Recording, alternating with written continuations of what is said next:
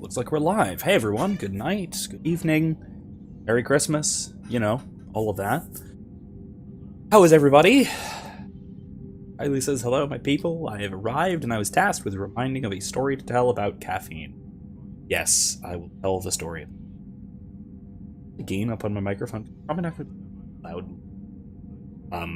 So if I'm just like blasting out your eardrums with my bass audio, someone tell me, down a little bit.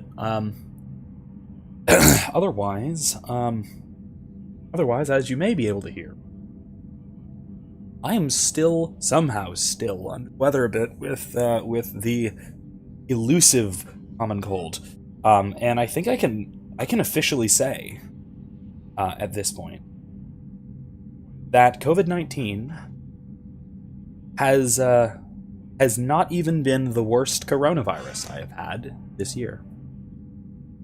Not this calendar year. They haven't had it this calendar year. But in the last 12 months, let's say. Because I had a worse common cold in February, and I had a worse common cold literally right now for the last almost a week. Mostly just congestion. What is? You know how seasonal colds are. I'm sure we remember when those existed. But when I very much under the radar had the real coof, I had no symptoms whatsoever. So I did not feel the need to announce it to the world on social media, including this. As you know, it can be, I suppose. In any case, we're back. Hello. So if I'm sniffly, snuffly, if I cough and then scream in pain, that's why. Head congestion at this point. My congestion is basically just going like from here, slowly migrated upwards. I mean, it's awful. It's awful because my mic's cutting in and out. Darn it. That keeps happening. Oh, I know why. Hold on. Stare at shoulders for a moment. Let me. Is the problem? Open my close threshold. Try that. Okay, we'll try this and we'll see if that gets any better. Maybe.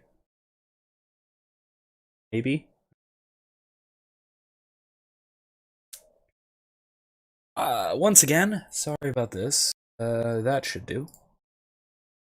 Yeah, I just realized that I'm gonna be my speaking volume is probably, like I said, going to be fairly lower tonight, and so I haven't messed with all of the settings that I need to make that work properly.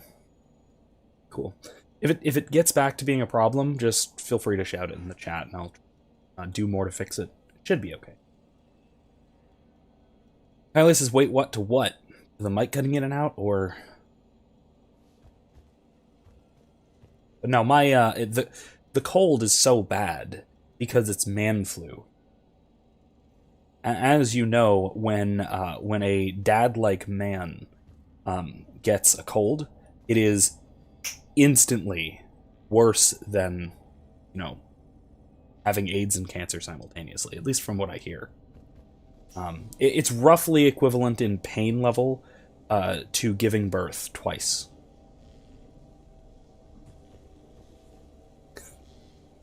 Just to be clear, I am kidding. There is a person in my household who has given birth twice, and don't worry, it's not actually bad. It's just that folks like me, dad-like creatures, have a tendency to whine and complain about minor ailments like this. I'm still amazed your father got his hands on a piece of a Reaper. He was so excited. Your claims validated years of work. Did you take appropriate steps to prevent indoctrination? Of course. It was completely shielded, and we all had regular psych evals.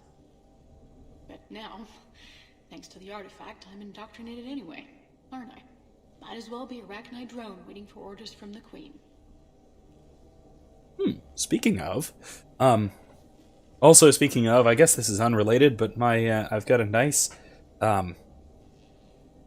stout barrel Irish whiskey, Jameson, to go with the bottle of Dayquil I just finished. That's healthy, right?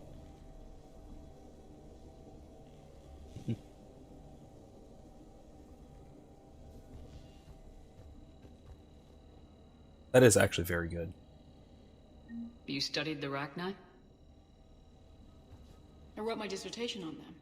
My father thought it was a waste of time, but now, it might actually help us understand Leviathan. In what way? We think of the Rachni as telepathic, but there's really no such thing. At short range, the Queen uses pheromones to give orders. At long range, she uses an organic kind of quantum entanglement communicator. Whatever Leviathan does must be similar, entangling particles to stimulate neural activity. It uses the artifact to establish a connection, and then it controls the mind of anyone near it.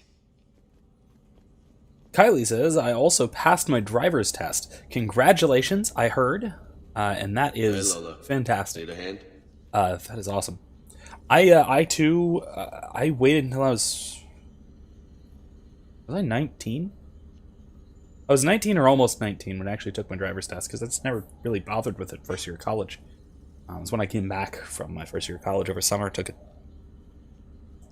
And as I've mentioned, when we were talking about this before, I did fail the first time. It wasn't a it was a Toyota Xterra, not a RAV4. RAV4s are okay. It was an Xterra. It was a nut house. It was a terrible, terrible vehicle. Did not like it. It was a rolling blind spot. It did not turn well. Yada yada yada. The whole shebang. Ellie says, now all I need is my own car. Yeah, I still don't quite have one of those. So don't see it as too much of a rush. I did have my own car when Dad gave me an old car of his when he got a new one. Twice. Which is also where I wound up getting a smart car and why I drove that for quite a few years. Which I really still love that stupid car. Still love that. Miss it. Very impractical these days, and it could fit in the back of my current vehicle, a Dodge Grand Caravan. It couldn't quite, it's a little too tall, but it's very close. What brings you down here, James? Heard you're closing in on the Reaper killer. Anything that can scare those bastards has to be worth a look. That's what I'm hoping. We didn't detect any energy emissions from the artifact. But the Reapers were able to use the artifact to trace Leviathan somehow. My theory is that most of the time, the artifact simply acts as a receiver. We'll only be able to trace Leviathan through it when it actively takes control of someone. As it did on the asteroid. Right. Unless it needs something, Leviathan doesn't bother communicating. I guess it and my father had something in common. You said Leviathan's control Harsh. was similar to a quantum entanglement communicator, which is untraceable. Yes, but this isn't a natural QEC. Leviathan has to send a pulse through the artifact to alter your mind and create the quasi-QEC effect. And that can be traced. Right. Just like at the dig site. The Reapers were tracing the signal by activating the artifact. My father wanted to be at that dig site. He was getting too old for long digs, but he hated being stuck in the lab. He nearly missed my graduation because he was on a dig. Showed up still wearing his field gear. God, he'd have hated dying here. I mean, he was, to be fair, on an ancient space station created by several generations and several cycles of long-dead species. So there's that. Kylie says, I'm planning on paying for my car in full when I save up enough, so I don't have to... Yeah, that's always a good idea. We managed to get something cheap enough that we have small payments on it. So that's at least... that was at least manageable. It's at least good. And, you know, the whole, like, there's no penalty for early paying it off, that kind of thing. So, we do manage to save up some. That could be something we wind up just paying off. But yeah, that's I think always a good thing if you can. Okay. Oh yeah. So Caffeine Story. Since in addition to the whiskey, I also do have coffee, as always. So back when I was an undergrad, a professor of mine, who's actually currently on my dissertation committee, He's an ethics teacher. He was talking to us about all of us students in his class, all of whom were just chugging coffee, as one does when one is a student. And he was talking to us like, what? I don't understand how you guys, as undergraduates, can be so reliant on coffee. And he was talking to us, telling us about how he didn't start drinking coffee until he was in grad school with kids. And he was saying, like, I don't know how, he was saying how he just didn't know how folks like us, like his current students, we're going to survive with already having a dependence on caffeine once we got to the real world, which is inevitably more stressful than undergrad. And so he ultimately concluded, I guess we could just try meth. I hear it's great. And immediately followed up by a reminder that he has tenure, and that he can say such things. That's the dream, really, for an academic, to suggest meth to one's students. Albeit, of course, in jest. Don't get the idea that meth is actually great, because from everything I have ever heard and seen, meth is in fact really not great. Meth is really not great. Vincent McCoy. 2011. Or, what the hell? 2021. Jesus. It's just 10 years ago. This is fine. 2011 was just 10 years. It's normal. Anyway, get the idea.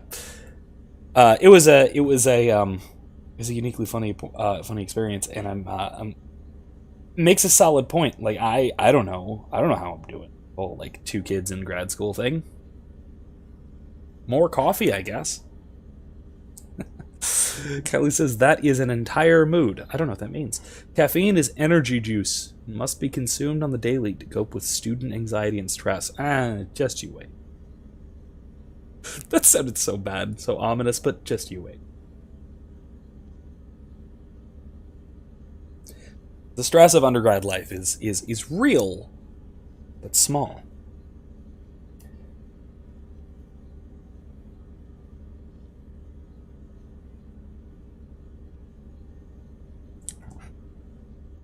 And I know this is hard. Let's work through this and see if we you can tell us. cover a bit of this. I don't think there's anything more I can tell you. But maybe I can show you. What are you saying? The artifact only sends out a signal when Leviathan's controlling someone. So let it control me. You could trace the signal. Last time someone did this, they had an aneurysm and are in a coma right now. You mean let it take you over? That's too dangerous. It's my call, not yours. You Oh, said also I'm he your shot last your chance to find father. this thing. We have no idea what will happen. If we wait, the Reapers will get to Leviathan first. I'm the only one here who's spent enough time with it to do this. You're looking for something to fight the Reapers, Commander. I'm looking for the monster that murdered my father. We still don't know what we're looking for. Then let's find out. Commander, this thing we're doing with Anne sounds dangerous as hell. Noted. Edie? Energy signature locked in. Waiting for activation. You sure about this? Yes. I'm sure. I'm gonna be right here. Okay. I'm ready. James, drop the containment shield. Shield is dropped. Artifact online. Anything? Nothing yet. Such a creepy glow. Wait. There's something. I feel a chill. Edie? No trace yet. Holy hell! Signal is tracking. Maintain connection. Turn back. The darkness can't be breached. Yo! Maintain connection. Listen to me. I found you, and the Reapers are right behind me. You have brought them. You are a threat. So are you. I've seen what you can do. The war needs you. There is no war. There is only the harvest. Edie, do we have enough? Partial lock. Maintain connection to narrow the search. You heard her. We got enough. I'm hitting the shield. Yeah, do it. Do it.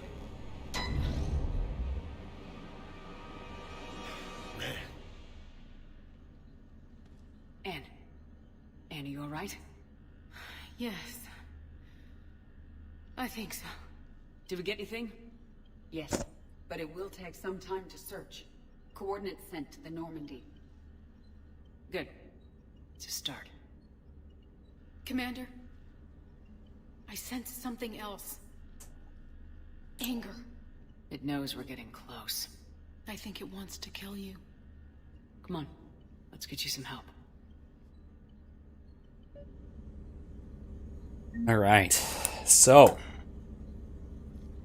the let me do something really quick. Forgot. I should probably just be over there, huh? All right. So, as I was saying,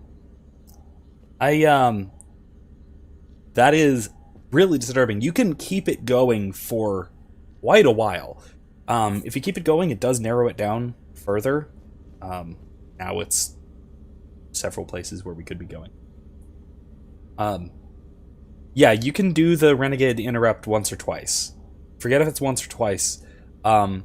If you go too far, she's hurt. She's actually injured. Then if you go further, she's in a coma, and if you go too far, she's dead. So, you know, there's a risk, obviously. As I've said before, though, I think, I've said before, the Leviathan Ear, with its big old spheres, was the main background mystery antagonist of our fairly long-running Mass Effect tabletop game.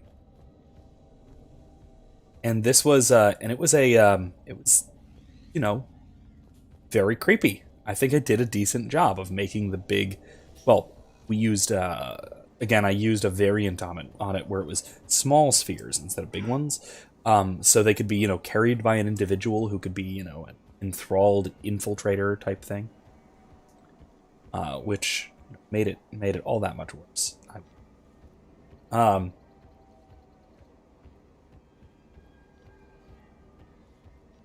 Yeah, that's true. Erica says we never got to actually be able to talk to Leviathan. Yeah, not directly. Not directly. That is a little disappointing, honestly. I did stop it after, like, the equivalent of Game 1. We got a little bit into the second, where you did meet Leviathan-ish face-to-face.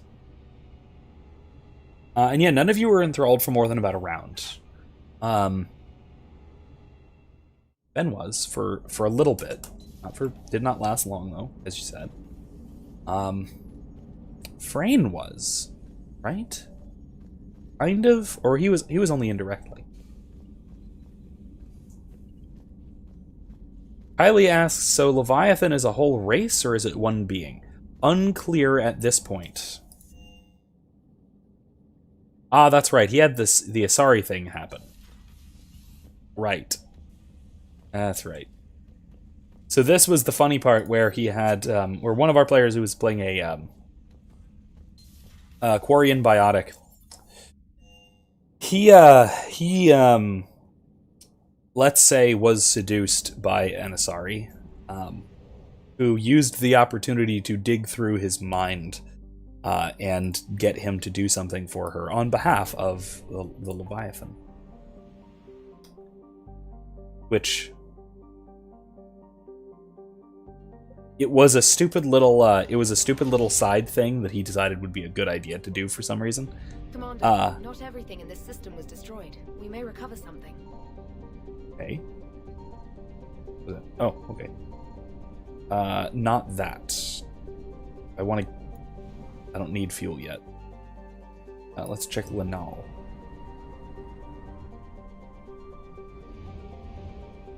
Oh, there was the Twin Peaks thing too. Right, that too. That's true too. There was the other time as well. You're right.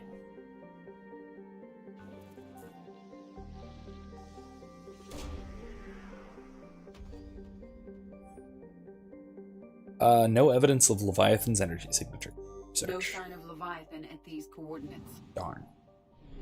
Alright, let's keep moving. Wait, I recovered 50% of assets in this system. Aha. Uh-oh. Reapers are coming. Begin to Petra. Turian colony. Right, so yeah, the first time, he got his mind dug around in by Ansari that, let's say, seduced him. And all that entails. Then, after that, something similar happened again another time. I basically made a Twin Peaks plot. If you've seen Twin Peaks, you know that there's some really just disturbing and creepy stuff that goes on in there in the series. I basically made a small town where people were very gradually being enthralled. One by one by one by one by one. Indirectly by Leviathan, but also through primarily Asari whorehouse. Because Asari, when they do the thing, you know, the thing, they link minds. They link nervous systems, basically. So it stands to reason an enthralled Asari could alter the mind of another being. And so it was just kind of getting spread around. Kelly says, just found out another friend from high school is expecting. Awesome! These coordinates match our trace of Leviathan. Alright. Let's go. We found Leviathan, it looks like.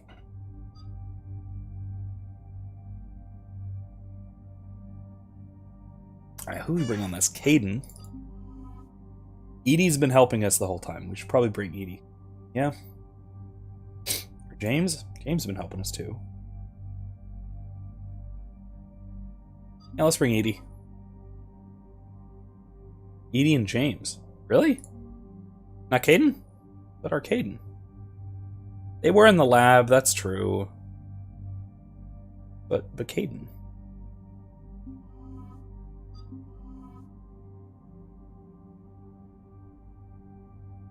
Yeah, I guess. It's kind of an unoptimized squad. We'll be fine. James was helping. Alright, fine. Uh-oh. Did you guys lose me? Did I lose you?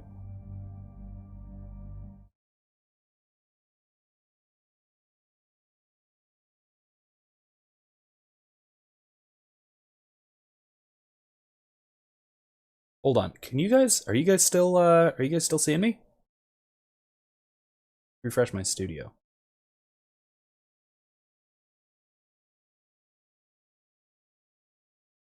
No, it looks fine. Okay, no, it looks fine. Alright, that was weird. Huh. Alright, fair enough. That was weird. It had, oh, I dropped 180p though. Okay, that's weird. It gave me a problem on my end, and it said no data for a little bit. Yeah, because I know I'm streaming at 720, I think. Hopefully that's not that's fixed. Let's see. Been a while since I've had a major tech glitch, but we'll see. Anyway. Yeah, alright, let's just take Edie and James, why not? I don't think I've ever taken these two on this. We're probably going to be fighting Reapers, I'm just saying. Alright, let's stick with the Blood Dragon. I really like it. It's really cool, and it's really good. I love the Saber. Love the Phalanx. Yeah, this is good. Good combo. Rana, Saber. Yeah. Scorpion. Yeah. All sounds good. Huh.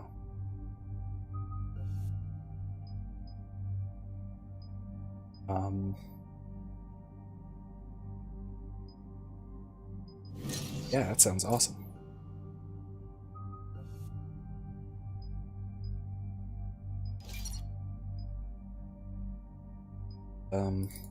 Organics.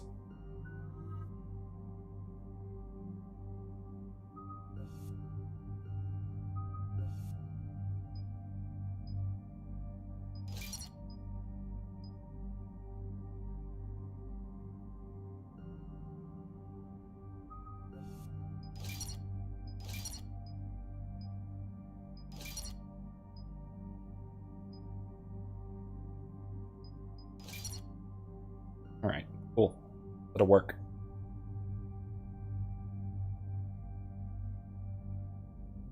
That'll do the job. It's a nice shot.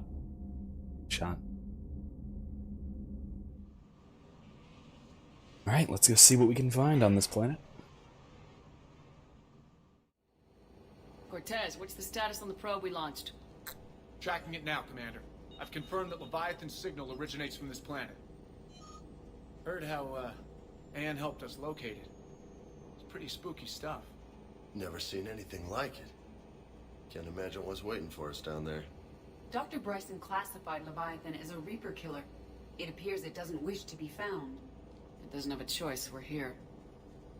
Sure, but now what? Let's suppose it is a Reaper. Is that the kind of help we want? Enemy of my enemy, I guess. It's a little sketchy reasoning, but really depends on how it turns out. Right? Oh yeah, another thing I happened across was a wonderful picture of a sphere of labradorite crystal. I think it was. I'll see if I can find it and put a link to it somewhere. See if you can find this, though. Feel free to Google labradorite crystal or labradorite sphere. That really, in the context of this all, right, pretty disturbing, I mind. Nobody says we have to be friends with it, but if this thing has the rest of the Reapers worried, then we need its help. Commander, new readings from the probe. It's narrowed down Leviathan's location. You're not gonna like it. Let's hear it. There's nothing but ocean. I show a concentration of structures floating on the surface, but the probe's giving us a signal below that. Way below. Underwater. Looks that way. It is called Shuttle should Leviathan. still be able to reach it. Yeah, it's called Leviathan, Kodiak so... is spec to nearly 1,000 atmospheres, but I've never actually tested that. Guess we're gonna find out. Status! Some kind of pulse hit us! Systems are shutting down! Brace for impact!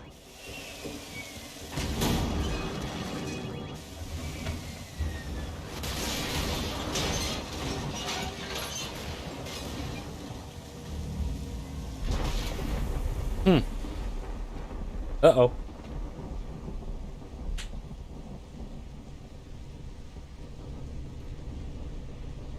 Everyone all right? Okay. A little banged up, but I'm good.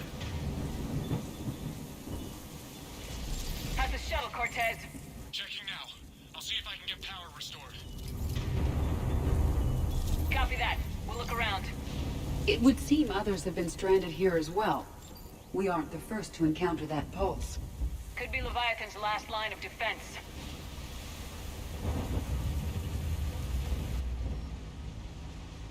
A gun. Gun component. I'm not recognizing any of those ships. They're ancient. So this has been happening a while, is what I take from that.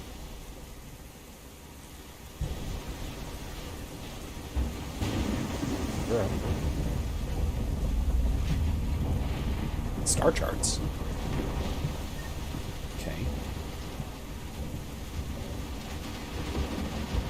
Any idea how old these are? Get bones that clean. Real old.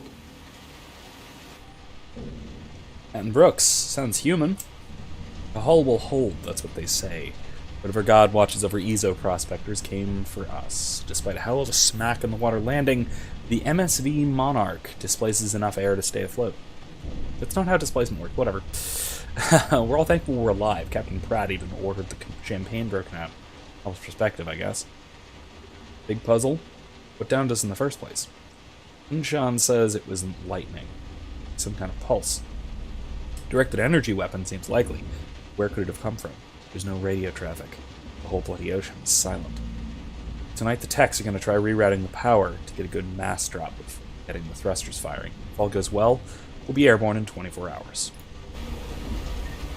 Looks like that didn't work out well.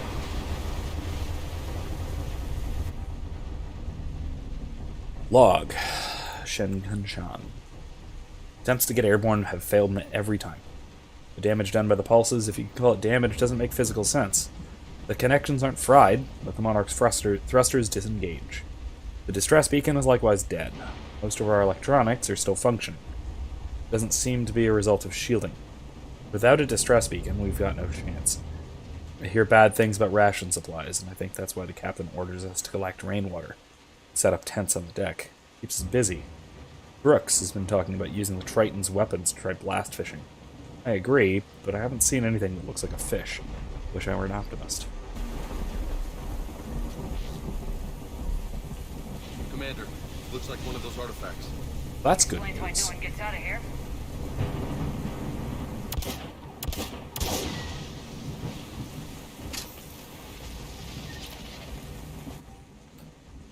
Dr. Chai Lin. Rations will hold us 2 days. Brooks sent a drone to the bottom. Came up with bioluminescent plant life. None of it's edible. I warned the crew not to eat it before my tests were done, but Romero and Mullins tried it anyway. They haven't stopped vomiting in their dehydration risks waste fresh water. Sent Kunshan's team on a raft to the wrecks. They came back with spheres. Some kind of organic-based alien technology and nothing to eat. I want to believe they'll give us some answers, but if they had helped the ships figure out what happened, they wouldn't be here, would they?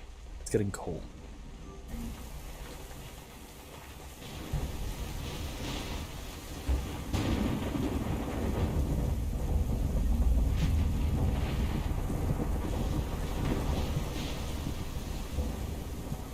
Ghost ships. A lot of them.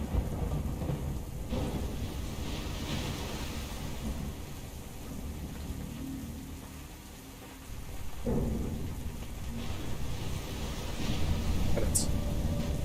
More credits.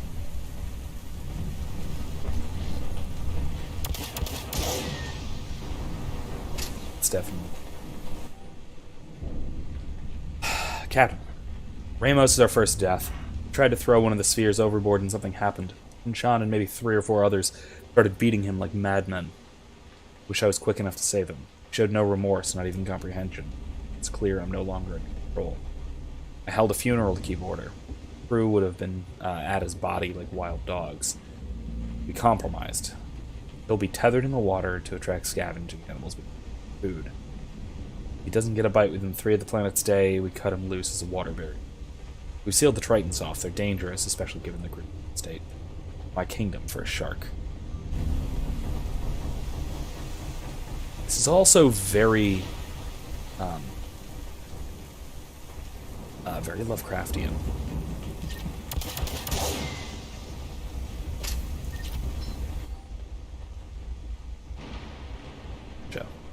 Encarna Camacho. Captain gets it now. He tried to lock himself in the ship, screaming that he had to fix it. We were gentle. 1 person for each limb. We let him rest on the sphere. Sometime in the middle of the night he came around. Now he agrees. We won't leave. Why would we? I think this will be my last entry. Everyone here understands me. If anyone finds us, they might feel differently, but that can be fixed in time. It's not good. It's so good not being hungry.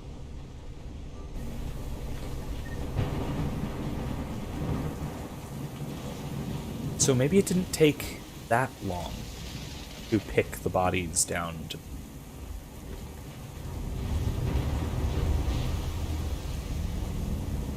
Look, up there.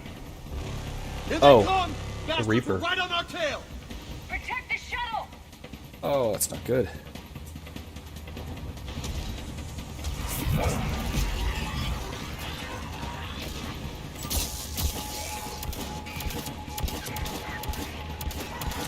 Cortez, situation? Swapping out the parts, Commander. Hang on. Oh, oops. Another oops.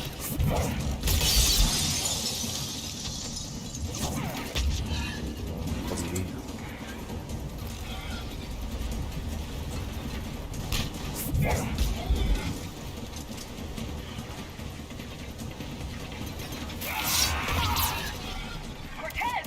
Almost there, Commander.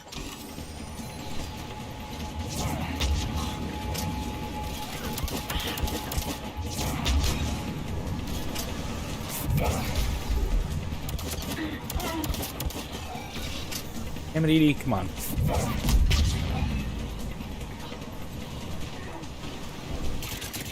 Cortez, what happened to almost there? Had a development, Commander.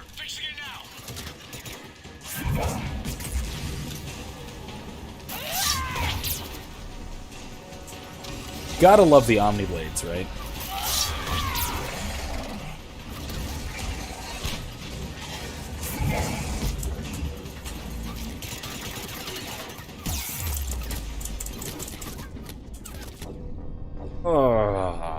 Okay.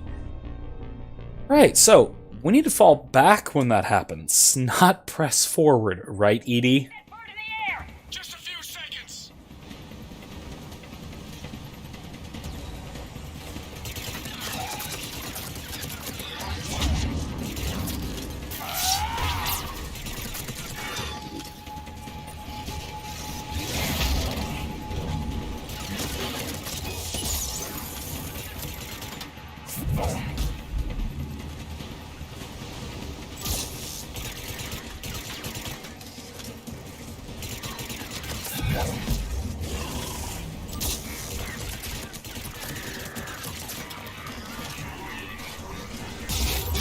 Oh, hello.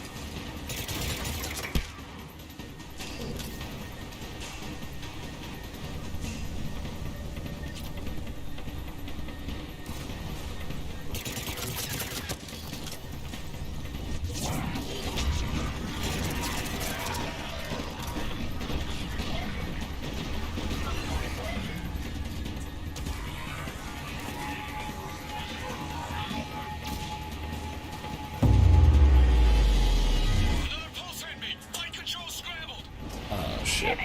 Cortez is in trouble! Get to him!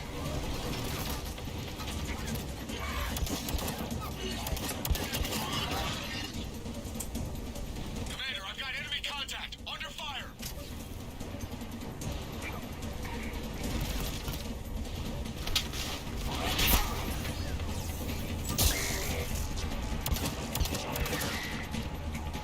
I need some backup at the shuttle. Okay, let's go.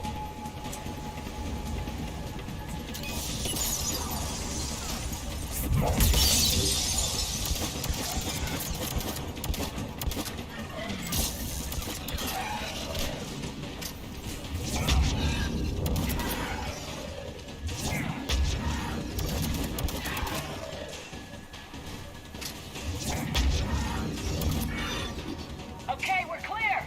Nice work, Commander. But there's a development. We need to talk.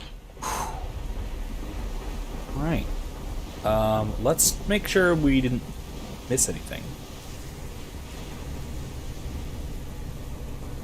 I don't think we did. But from ammo, we need.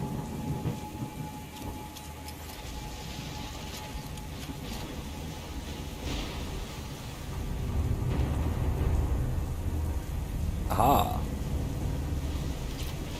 Nice. We need that. Alright.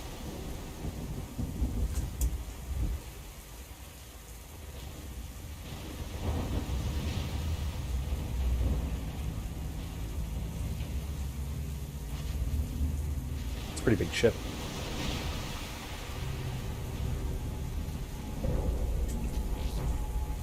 I will need the missile launcher, but not yet. Status. Shuttle's a mess, Commander. That pulse knocked it right out of the air. We're not going anywhere. What about the Normandy? Joker can swing by. Same thing would happen to her. And the landing won't be as pretty. I'd say Leviathan has some sort of defense system in place.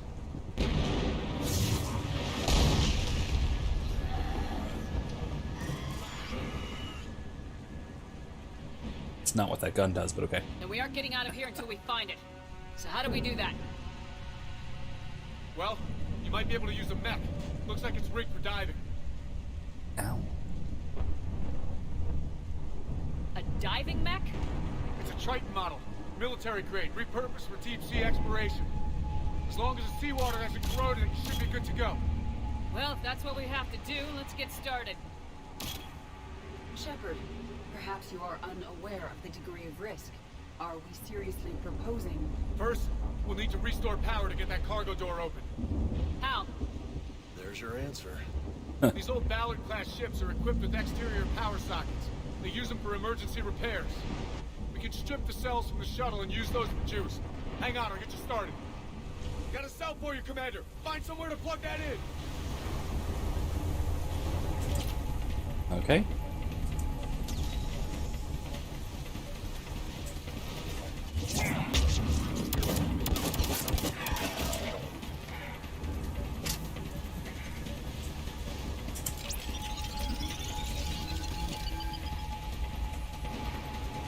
Another power cell for you, Commander. Here they come!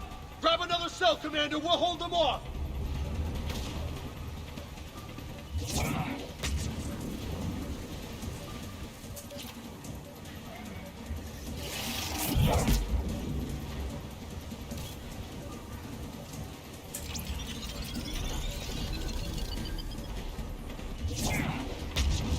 Got another cell here.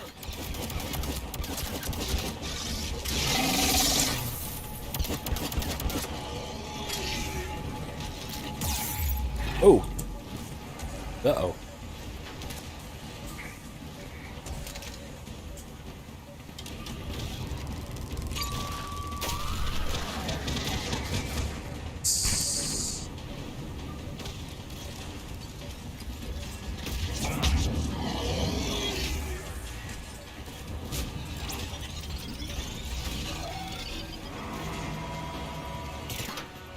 One more cell, Commander. Should do it.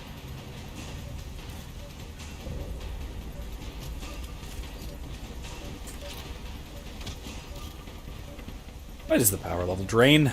I don't like that.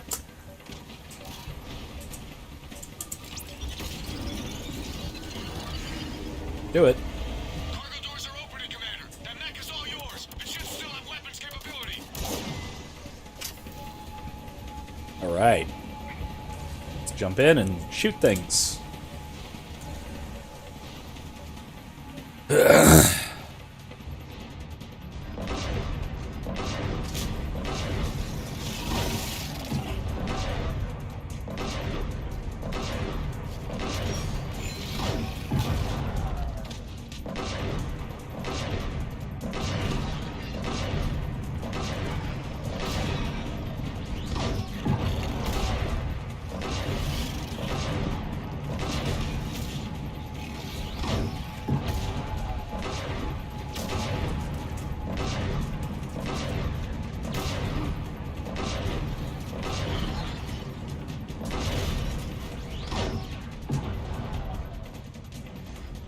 That did it. Looks like we're in the clear now, Commander. Good. I need to get in the water before they come back. Roger that. Walk the mech back to me when you're ready to dive. I should check it over first.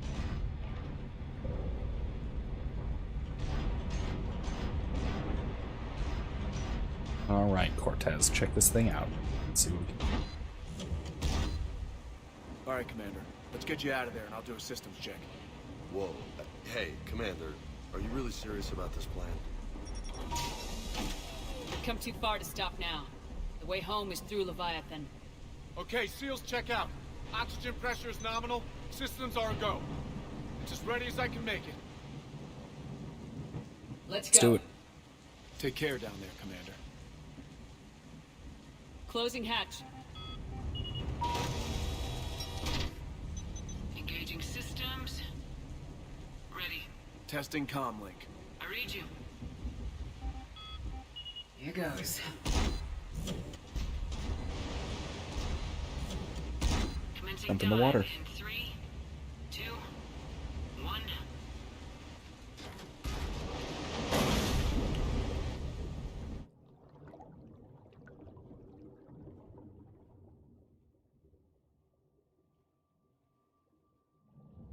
Suit holding up, Commander. Looks good so far. Good. Getting some comm interference on this. Copy that.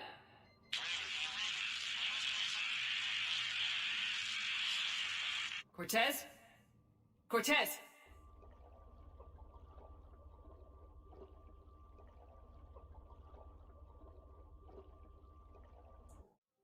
Nobody has thalassophobia, right?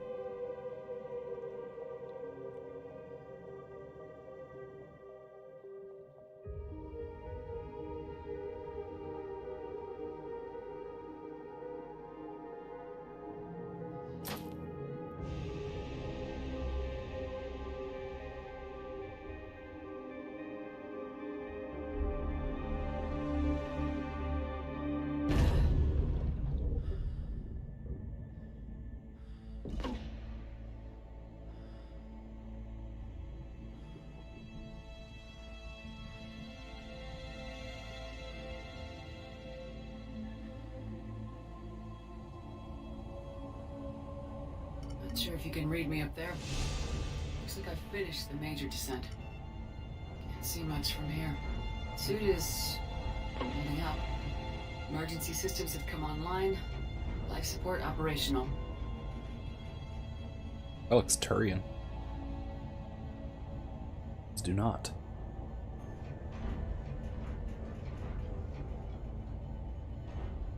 Scanner indicates the probe is below my position. Looking for a way down.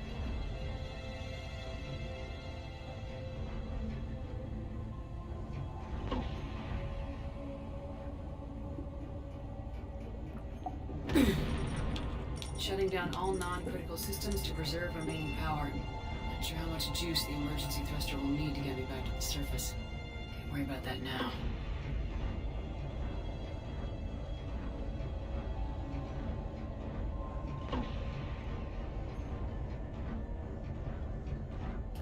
Shame we only did really Something is definitely down there. one disturbing underwater level in our Mass Effect.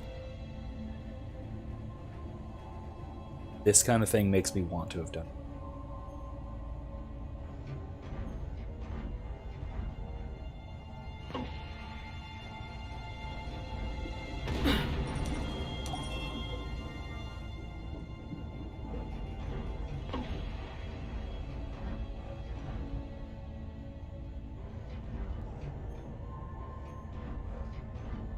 Reading the probe directly below me.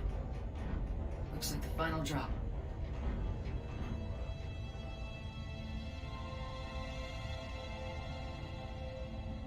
I don't know.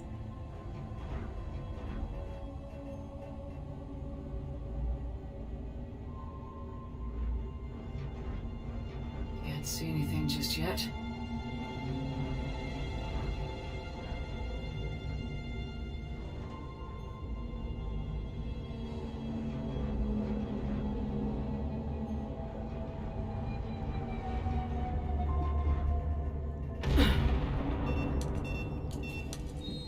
Found the probe. Seems intact. I'm gonna keep moving.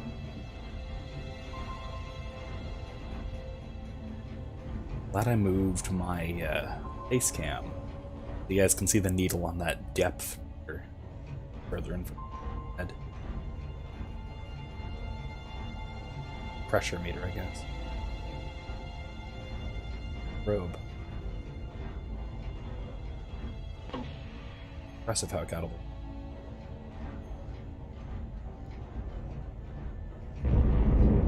What is that?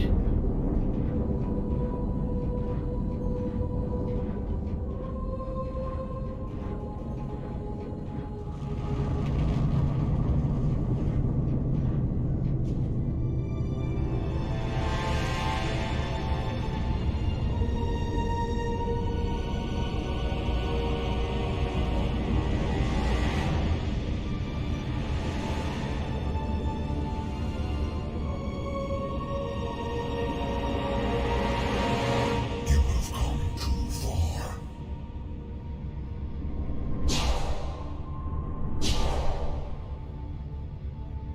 I had to find you. This is not your domain. You have breached the darkness. You killed a Reaper. I need to know why. They are the enemy. One that seeks our extermination.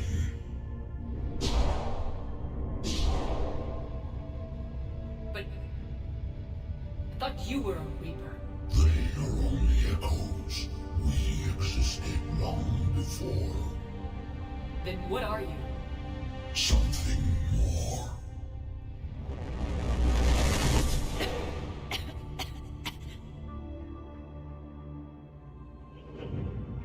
Your mind belongs to me. Breathe. Man? What's happening?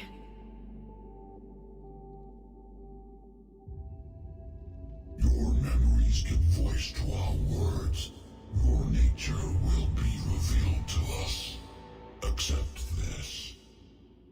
The galaxy's at war with the Reapers. You defeated one. Why aren't you fighting back? There is no war. There is only the harvest. Then help us stop it. None have possessed the strength in past cycles.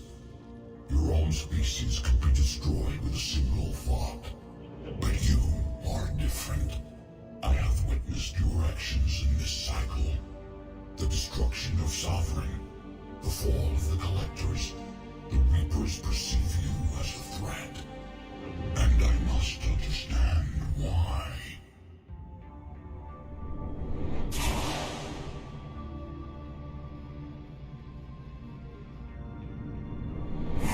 Before the cycles, our kind was the apex of life in the galaxy. The lesser species were in our thrall, serving our needs. We grew more powerful and they were cared for, but we could not protect them from themselves. Over time, the species built machines that then destroyed them. Tribute does not flow from a dead race. To solve this problem, we created an intelligence with a mandate to preserve life at any cost. As the intelligence evolved, it studied the development of civilizations. Its understanding grew until it found a solution. In that instant, it betrayed us. It chose our kind as the first harvest. From our essence, the first Reaper was created.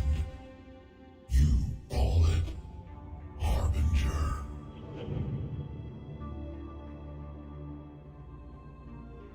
So their thrall races would consistently, repeatedly over time, create artificial intelligence that would then subsequently wipe them out. And so, the Leviathan, in order to solve this problem,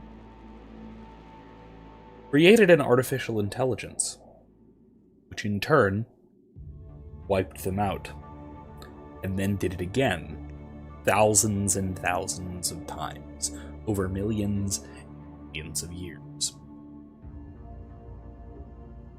You built that machine despite what you saw the other races experience. Why? You cannot conceive of a galaxy that bends to your will.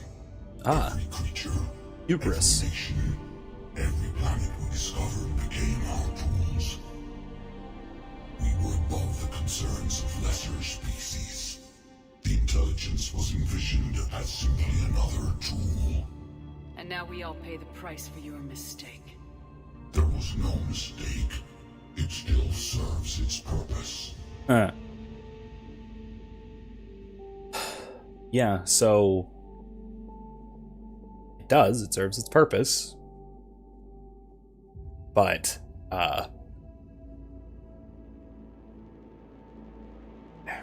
it's the kind of hubris that you see in really just about everyone. It's very, very easy to identify a problem in someone or something else. And then, in trying to fix that problem, create that very same problem in a different way, or even to a larger degree, for oneself, or for the people who cares about, etc. We see this in just about every exercise of power. We see somebody wanting to fix a problem, but then inevitably making that problem worse, or just shifting that problem to somewhere else, usually shifting it closer to home, unfortunately. Closer to the person implementing the solution or attempted solution. It's very easy to fall prey to the illusion that one is above the problems that one is seeking to solve, instead of being part of the system in which there is a problem. Again, it's what was it F.A. Hayek, I think, I referred to. It's related to at least what F.A. Hayek, I think it was Hayek, referred to as the fatal conceit. It was this idea that you know, we assume that we are competent to solve immense problems, whereas really what we always wind up doing is we wind up turning around these problems onto ourselves, because in our attempted solutions, what we usually wind up doing is we necessarily will create new problems because we're missing information. So let's see how they did it in particular. How did the intelligence defeat you? To find a solution, it required information. Physical data drawn from organic life in the cosmos. It created an army of pawns that searched the galaxy, gathering this data. There was no warning. No reason given when they turned against us. Only slaughter. Only the harvest. Tell me about the Reapers. Each harvest ends with the birth of a Reaper. Perfect in its design. Each formed in Harbinger's image. Our image. Each Reaper has the power to influence organics. Over countless cycles, this ability was refined, perfected, and gave rise to indoctrination. But what's the point of all these harvests? The intelligence has one purpose: preservation of life. That purpose is not being fulfilled. It directed the Reapers to create the mass relays to speed the time between cycles for greatest efficiency. The galaxy itself became an experiment. Evolution its tool. Will it ever end? Unknown. Until the intelligence finds what it's looking for, the harvest will continue. How did you remain hidden all this time? Our extermination is not complete. Some survived and found refuge in the dark corners of the galaxy. I am their progeny. Over the cycles, the Thrall races were controlled, removing traces of our existence as we directed them to. In this way, our survival was kept secret from the Reapers. Today, we reach out through the fragments and watch for discovery. Fragments? You mean the artifacts we found? They provide a window into the galaxy. Tools for exploring the events of this cycle from the safety of this world. Through them, we watch, we study, and remain in the shadows. Alright. So that is the premise, the whole premise, of that bit of mystery, that the Leviathan, with the Reapers out of the way after the end of the trilogy, were trying to reassert control over the galaxy. So they were sending out fragments, except these were smaller ones, little ones, person ones. Part of what I did there, one of the little twists I put on it was, if you're familiar with Call of Cthulhu, either the novel or more directly the recent video game, which was very good, by the way. It was a lot of it was a very good,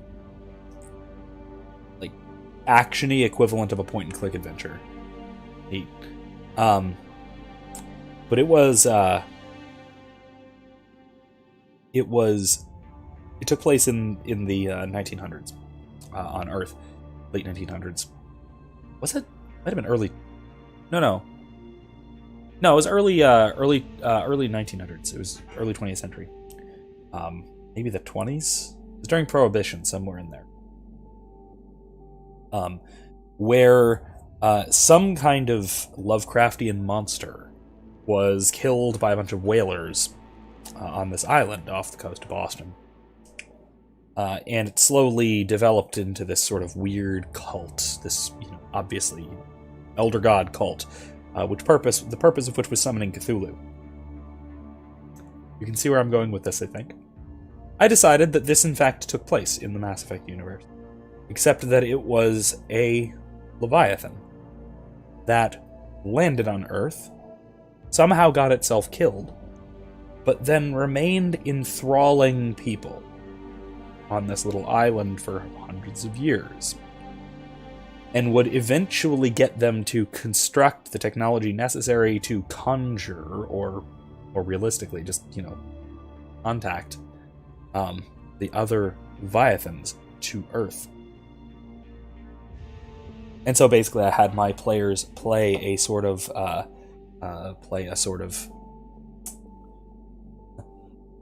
Call of Cthulhu, but also Leviathan plot, which I think was pretty neat. They had to deal with a town full of enthralled cultists and a dead Leviathan.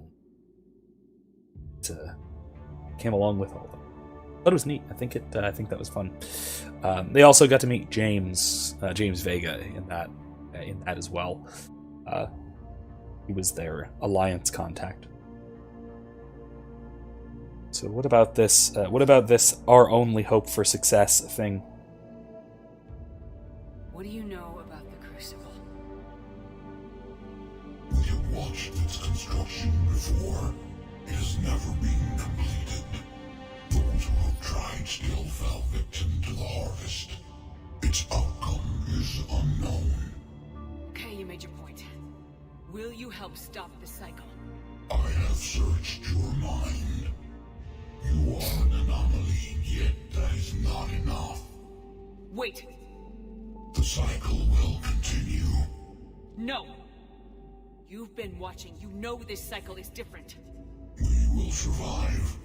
You will remain here as a servant of our needs. The Reapers will harvest the rest. You release me, no one has to be harvested. Nothing will change. The Reapers know where you are. You can't just watch anymore. You have to fight. Even if you survive the battle today, the Reapers won't stop. Ever. Release me and we have a chance to end this once and for all.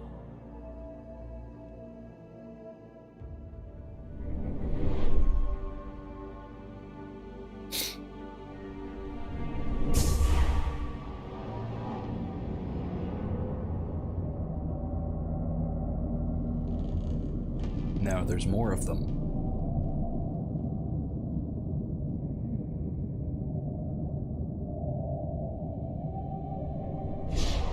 Your confidence is singular.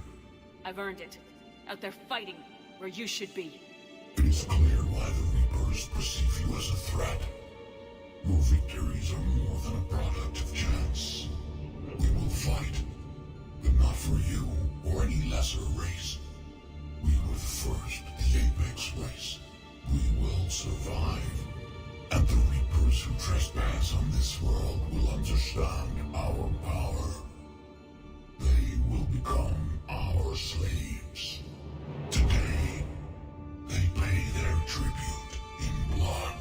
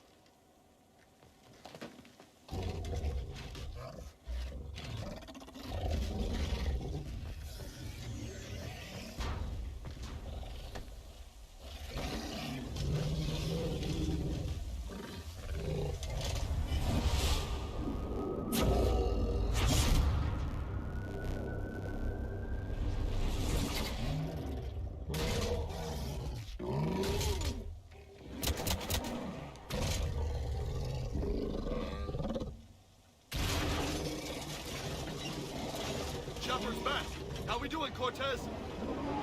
Good to go. I don't know what the commander did, but the pulse is offline.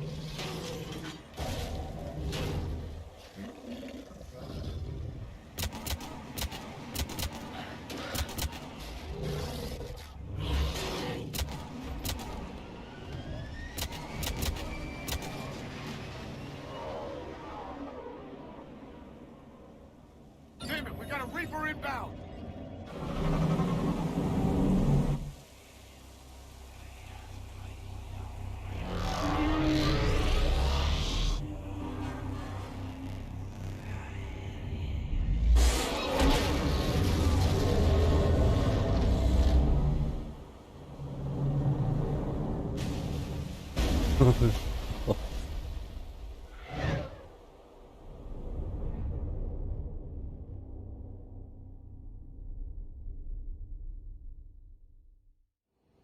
Commander! Snap out of it! She's freezing!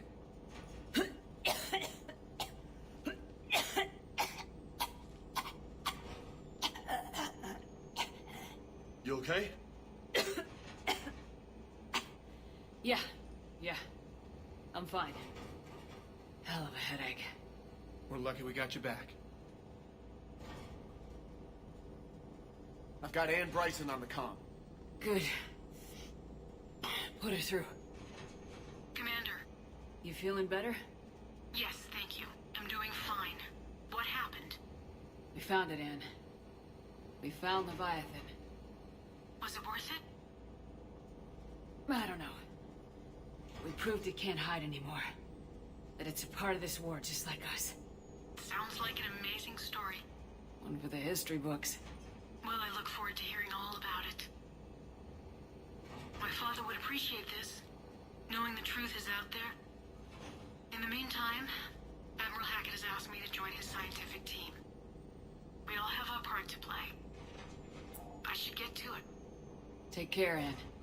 And thanks for all your help. Shepard out.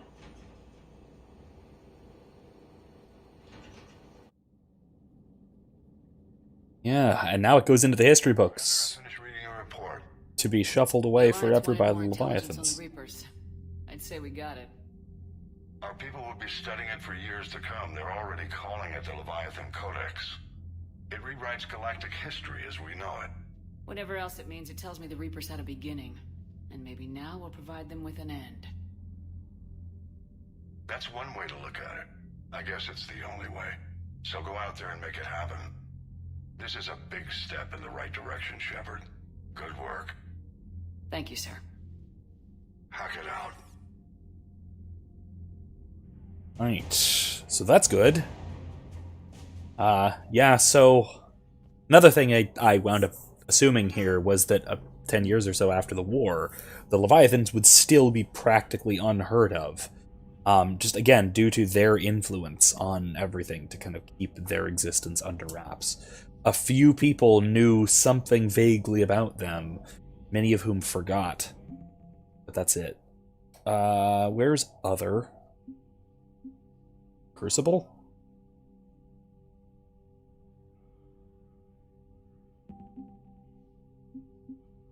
Huh? Oh, Leviathan Enthrallment Team. Here we go.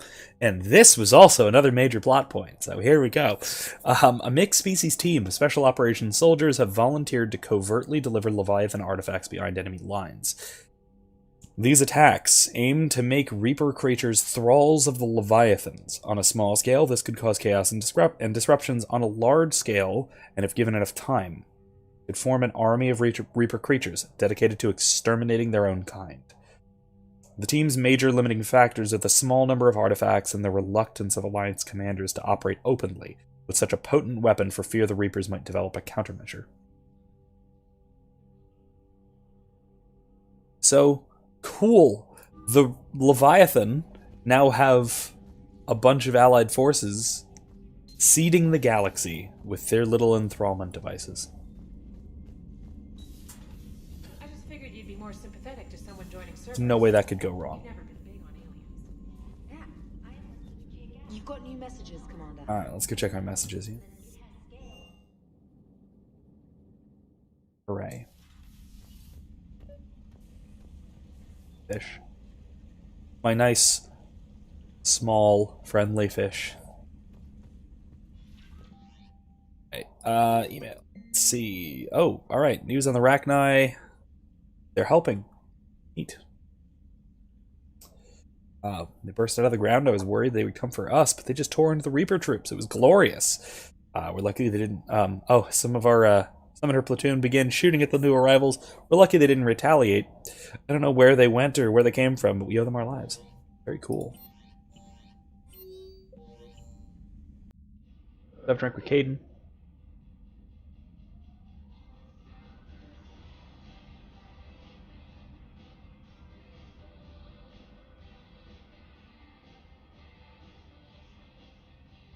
Shepard needs a break, no?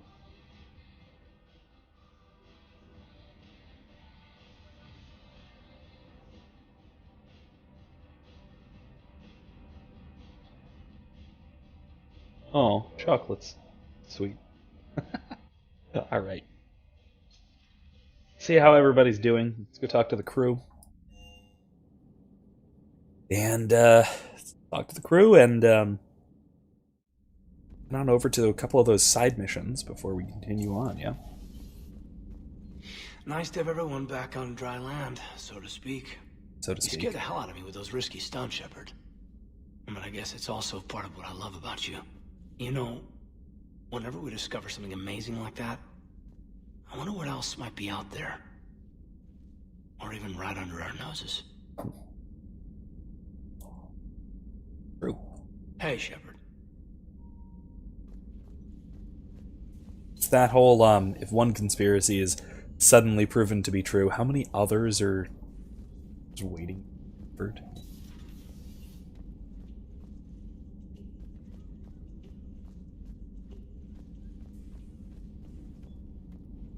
Liara is sure to have something to say about this, right? Have we heard from Agent DeTrace yet? She has not reported in for over 8 hours, Doctor. She was stationed on Valchir when the Reapers invaded. I think we can assume what happened. Inform Agent Calamus he's now in charge of reporting Reaper activity past the Loas relay. I can only imagine talking to something so huge, so alien. I hope it helps against the Reapers. Yeah. Hidden. Alright. Nothing new. Greetings, Commander. Still gotta figure out that whole protein implant thing, see if that's worth it. Again, that's a thing I keep saying, hey, I should do that off stream. Get around to it. Shepard, I looked over your mission report. Gotta say, it feels like we've been after these Reapers forever. From Sovereign to Leviathan, they've been a pain in the ass the whole time. But at least we're starting to see the big picture. Never really thought we'd get any answers. Doesn't change much, but it does make this war feel a whole lot bigger. Yeah. Another really cool thing about this as well that I've briefly mentioned before, but with respect to the Citadel, because we knew the Citadel was a Reaper construct. But now we get a little bit about the mass relays as well, right? So how the relays were constructed by the Reapers for the purpose of accelerating the cycle, right? Which it seems to do. It seems to do rather efficiently. Make sure that the technology develops in certain ways, certain predictable ways, which, when the Reapers arrive, give them a massive military advantage. And a probably unbeatable military advantage, at least as far as we can tell, up until now.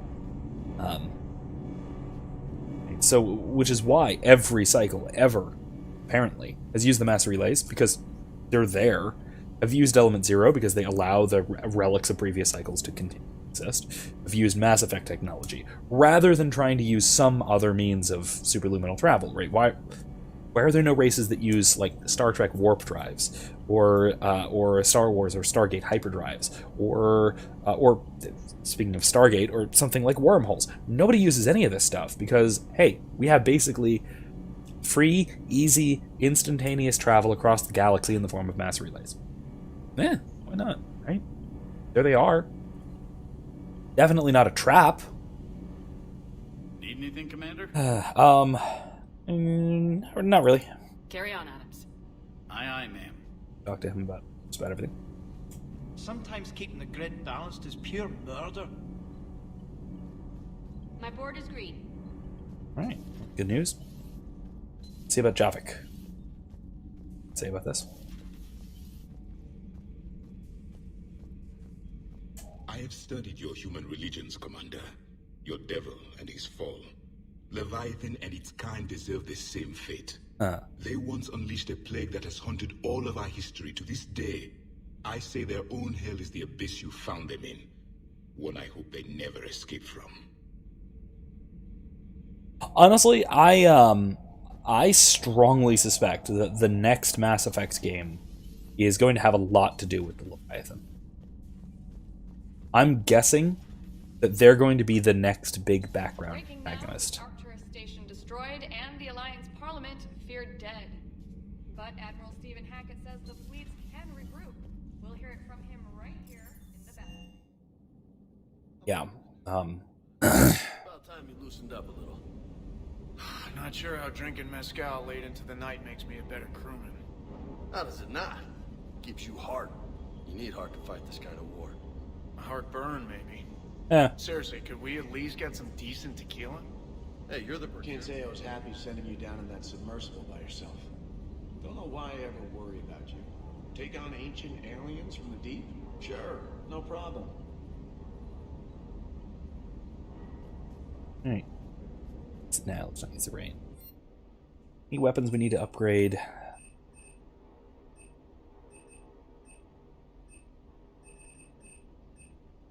I actually kind of like the setup we've got right now.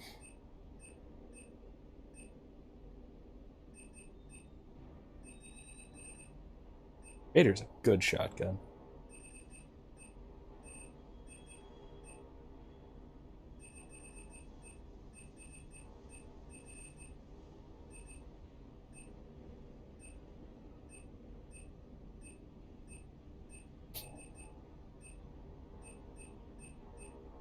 Kind of want to switch things up so I can use a sniper rifle again. Switch back to the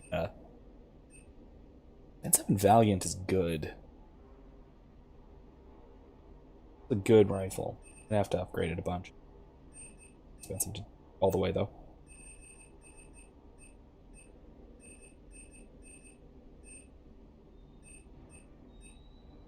I'm eventually gonna have to, because there is an assault rifle you get in a subsequent DLC in the Citadel DLC. That is incredible. Absolutely incredible. I think what I'll do... we'll wait for now. I think I got what I need. Let's see if James has anything to say about this. Absolutely mad. With the Leviathan on our side, maybe we pull this thing off after all. Maybe, James. At least Anne's still around to see her dad's work finally pay off. True. You made it through all that. Yeah, that could have been a lot worse with Anne.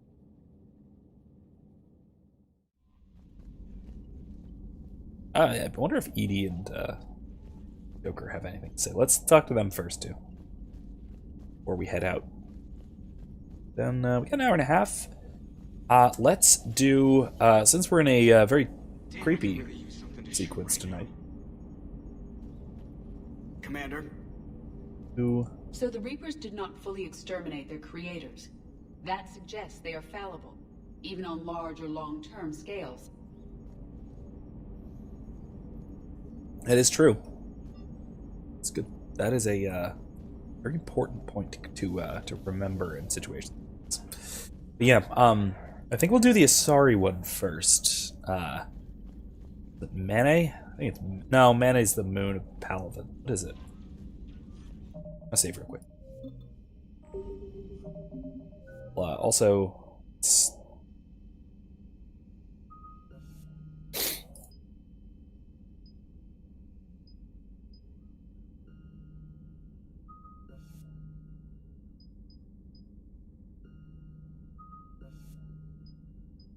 The 2 projectiles thing is just too unpredictable. I don't like it.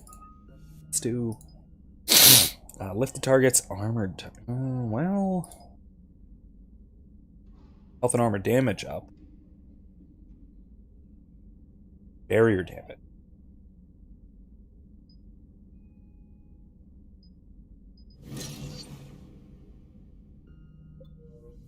Right. Right. So, let's go.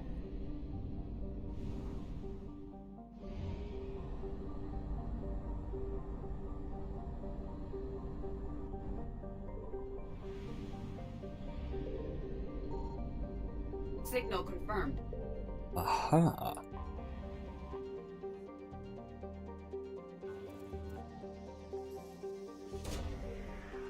Let's see what's here. Oh, that's a neural map. Right?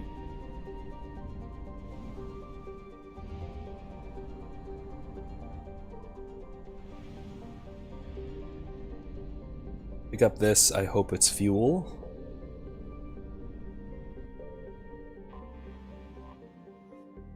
Not a lot, but okay, it's fuel. It's good. Let's go. Let's not speak with the Quarians yet.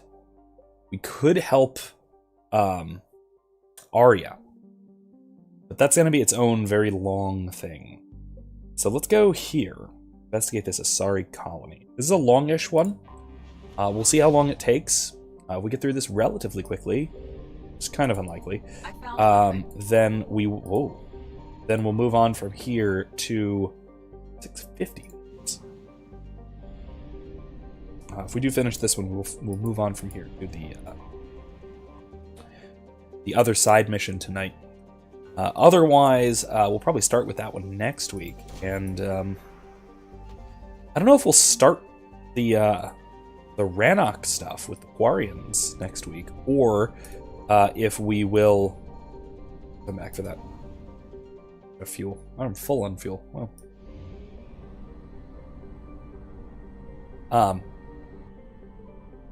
I will, like I said, we'll either do that next week, or Signal confirmed. Or potentially we'll do all the Quarian stuff, or we'll start the Omega DLC mission with Arya, which is another. I'm just gonna go ahead and say deeply creepy mission. Parts of it, at least, are deeply creepy. Very, very unsettlingly scary enemies, if nothing. Should we? Yeah, let's just go all the way over there. Why not? We have the fuel. We can do it. And if there's nothing here, then no, well, we wasted time.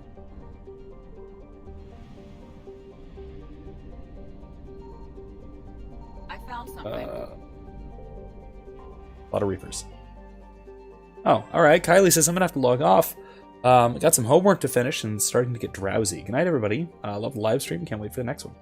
Alright, well, thanks for coming by. Like I said, we've got another creepy mission coming up, so feel free to go back and rewatch it.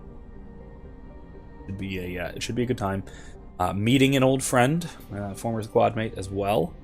And then, time permitting, we might do another mission where we meet yet another, like I said, another former squadmate. But we'll see. We may or may not have time for it. Probably not going to go quite until midnight tonight, or I'll try to cut it a little bit early because I do have class in the morning. I'll be at virtual class because, once again, I got the whole congestion thing, and better safe than sorry, you know. Let's definitely bring Liara here. And Caden? Caden. Yeah, Caden.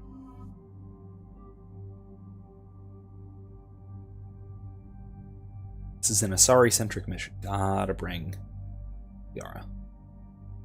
Good. Mm-hmm.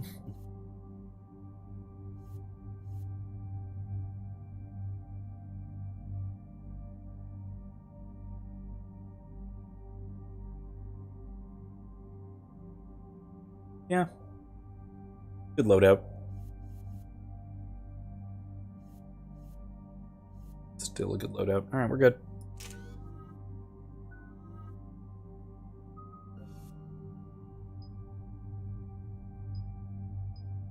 They're both really tempting. Yeah, shield recharge. That's probably for the best.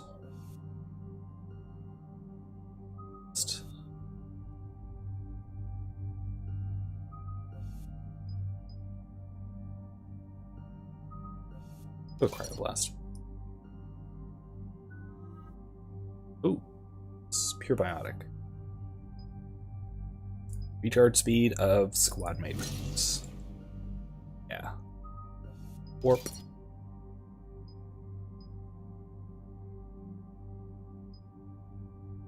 Yeah,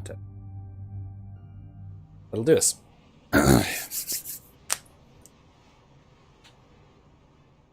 Dig up any information on the mission, Liara?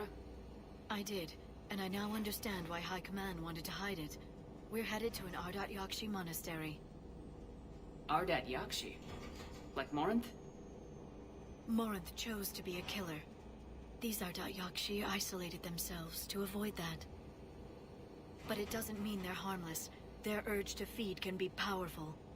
That's why High Command sent in commandos to investigate the monastery's distress signal. Magnified biotics, eh? Great. What's our strategy? If there was a chance the Ardat Yakshi could break loose, the commandos were to purge the monastery. Purge? You mean destroy? They would have brought heavy explosives with them, yes.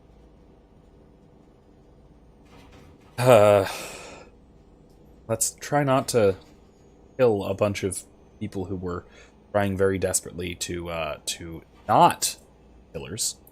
Morinth was dangerous, but are the Ardat Yakshi this big of a threat? Morinth was just hitting her stride. Ardat Yakshi who kill leave behind astronomical body counts. It's why they can never be free, and why they're such a great source of shame to the Asari. That's why High Command won't rest until this place is destroyed. They'd never risk a single Ardat Yakshi getting loose. Last resort. Don't assume anything. Maybe the Ardat Yakshi sent out the distress call. If the Asari want us to destroy this place, I need to know what happened. Agreed. Once we give a report to High Command, they'll stop wasting lives here.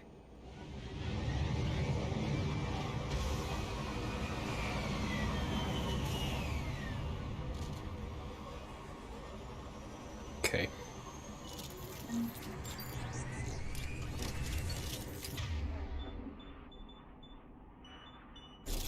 As you wish.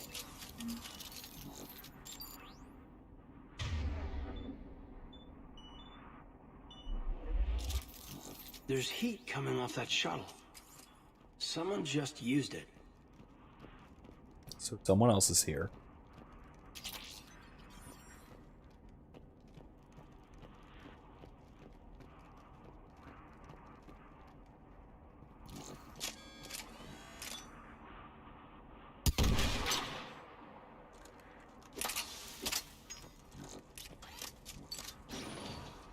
Elevator disabled. To prevent entry or escape, I wonder. Both.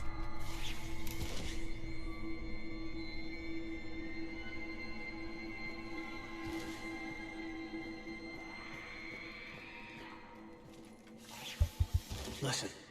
Did you hear that? There's a lot more than one.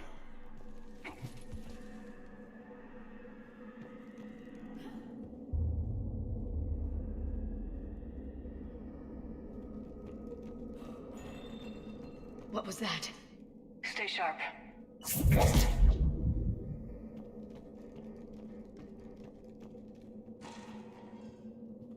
I heard something. I, tripped. Sorry. It's a heck of a fight here. Okay, handy. Triarch. Signature.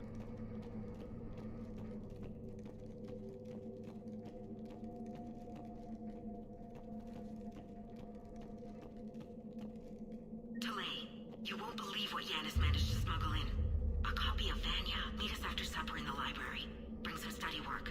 Reel is forewarned tonight, so act natural. We'll be by the East Video Banks. This is gonna be so great. See you there. Oh, and delete this once you listen to it. Not like last time. Huh.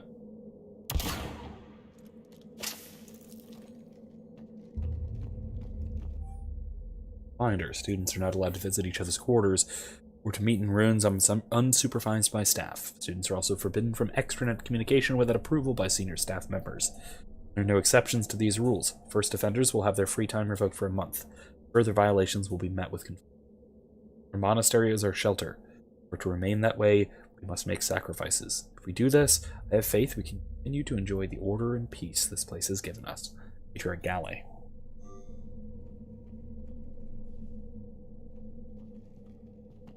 I mean, it is very monastic in that sense, but understandably so, assuming that these are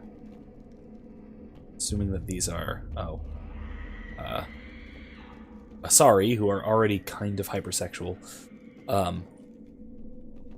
with an increased sex drive, and their sex kills people. Is that our staff and students attached is our new daily schedule. Please note that wake-up time has been moved forward 15 minutes. Floor wardens can download chore list later this week. Please see Mater Galley or myself if you have questions or concerns. Okay. Wake up, breakfast, meditation, study, chores, meal, classes, study, supper, evening meditation, free period, curfew.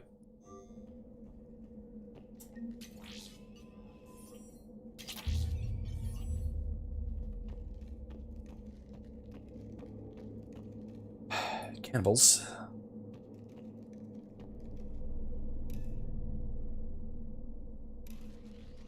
Go.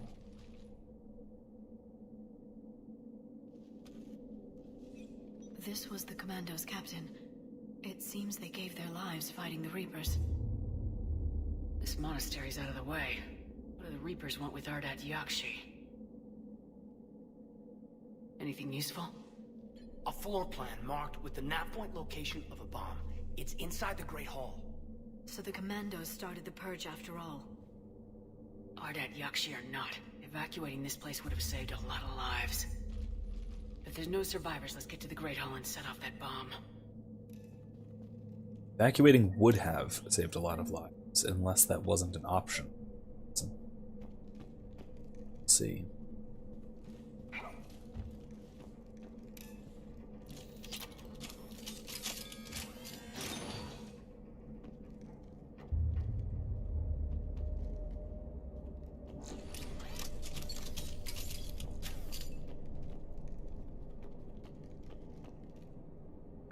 That's really nice, though. That is absolutely gorgeous. Huh.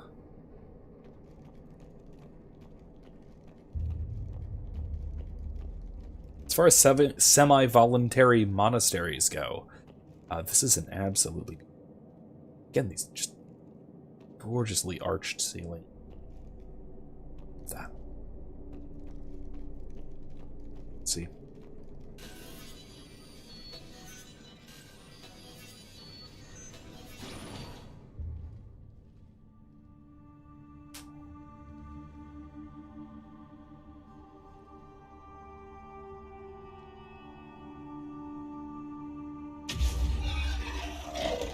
Very good. I almost didn't hear you. Samara? It has been some time, Shepard. You are a most welcome sight. The corruption here runs deep. I assume you're here on your own, Justicar. Perhaps for something special? You are correct. 2 of my daughters live here, and I have come for them. Unfortunately, the Reapers had already infested this place by the time I arrived. You met me hunting down your other Ardat Yakshi daughter. Are these ones just as dangerous? Valer and Rila have followed the monastery's rules ever since they arrived. They've shown no inclination toward violence. And you're here to save them? They are my responsibility. And it's one that cannot be abandoned, even as our galaxy crumbles. Let's go together. Maybe your daughters can tell us why the Reapers hit this place. I suspect they will have much to tell us. It has been centuries since I last saw them. We're out of time.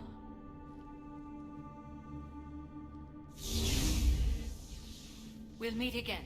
God, I will that draw wailing. these creatures off. Wait! The banshee Let's scream. Not pleasant sound at all. My name is Tashia Poré. I'm wounded. Bad. Give this to my bondmate, Weshra. Asked her to go to the Citadel and tell Weshra I love her. Tell her. Sorry we fought. I was an idiot. Didn't mean any of it, Weshra. Want you to have everything of mine, okay? Love you. I love you so.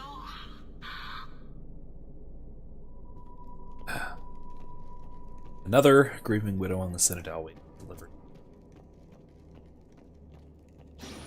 That never ends, does it? This place is enormous. There must have been thousands of people living here. I haven't seen any survivors. Me neither. And I How bet about most of them were thousands? civilians. I don't know about thousands, but I would be surprised if it were less than hundreds.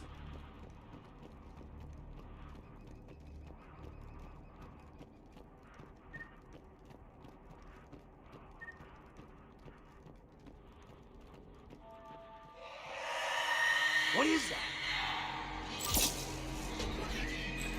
Ah, yes, teleporting.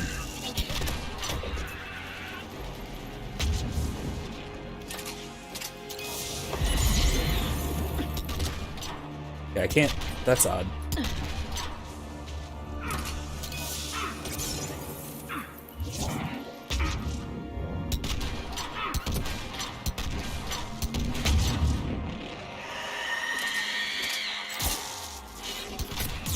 There we go. Ooh, ooh, ooh, ooh, ooh. Aye, that's not good. Taking damage.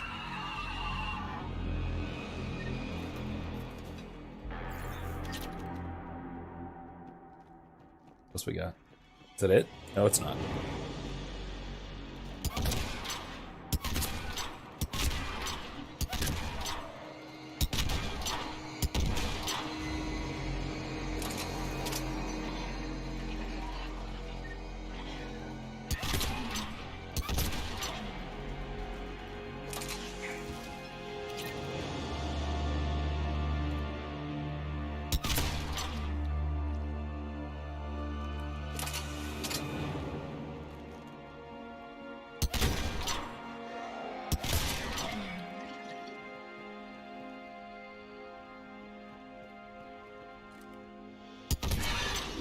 That used to be a person. And a sorry. What have the Reapers done?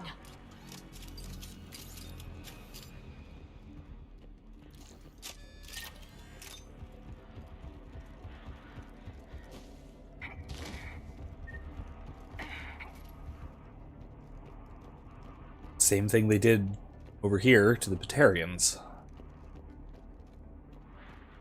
Find them.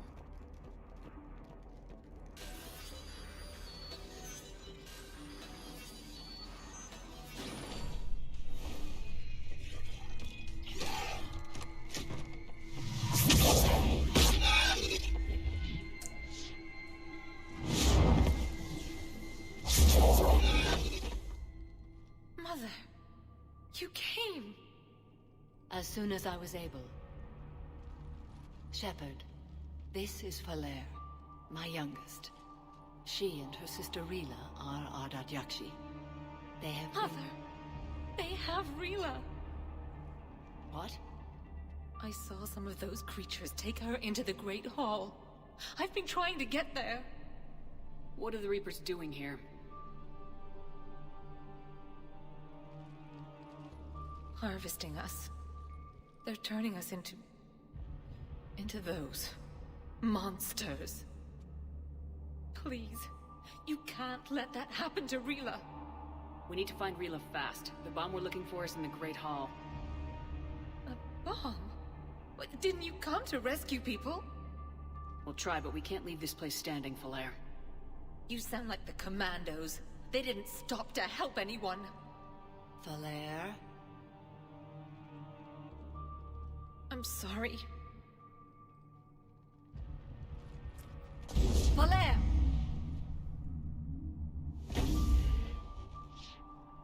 The Great Hall. She's looking for Rila.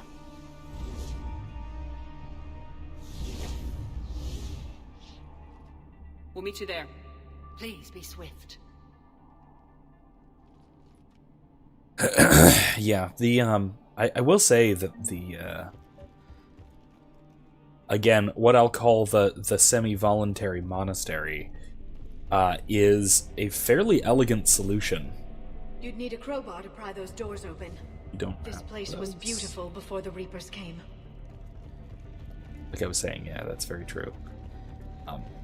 But the whole semi-voluntary monastery thing is honestly a pretty elegant solution when it comes to Ardite Yakshi. This is Galay. I've blocked extranet access. We don't need the students panicking about these Reaper rumors.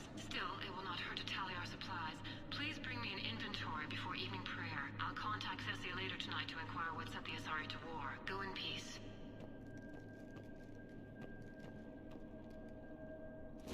Is that? That's another of the commandos, isn't it?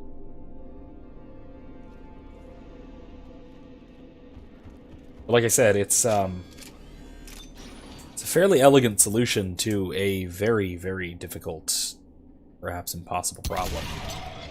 People who are very dangerous through no fault of their own, but again, who are still really dangerous. Like there's no illusions about it. It's not like they're, dangerous in the sense of, well, they're dangerous like any other kind of person is dangerous. They are specifically both tempted towards and are very prone to be addicted to death by snoo, basically, murder by means of sexual intercourse. It's disciple shotgun. Don't need it. No, right now. But it is a very genuinely dangerous thing, and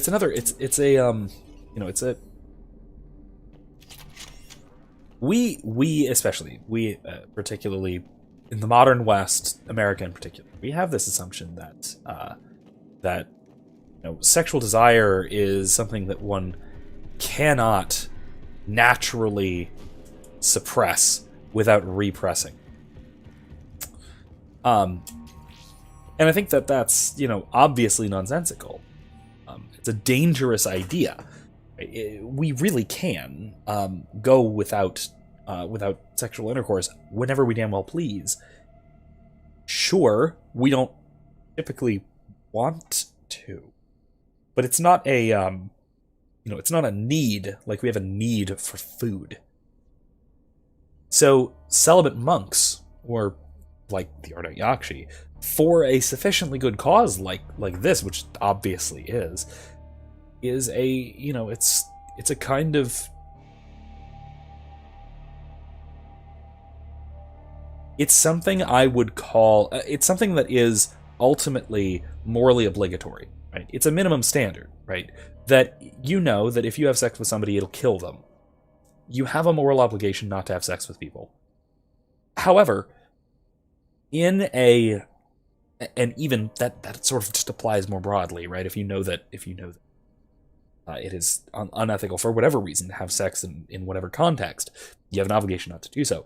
But again, joining a monastery like this, or even like a monastery in our real world, even if it would be a moral obligation, I think there's a justification to say that there's a kind of moral heroism there. Just given the assumptions of our culture otherwise, right, that such things are practically impossible. We're all sort of brought up to believe that celibacy is practically impossible. Even though, obviously, again, it's not. We all tend to...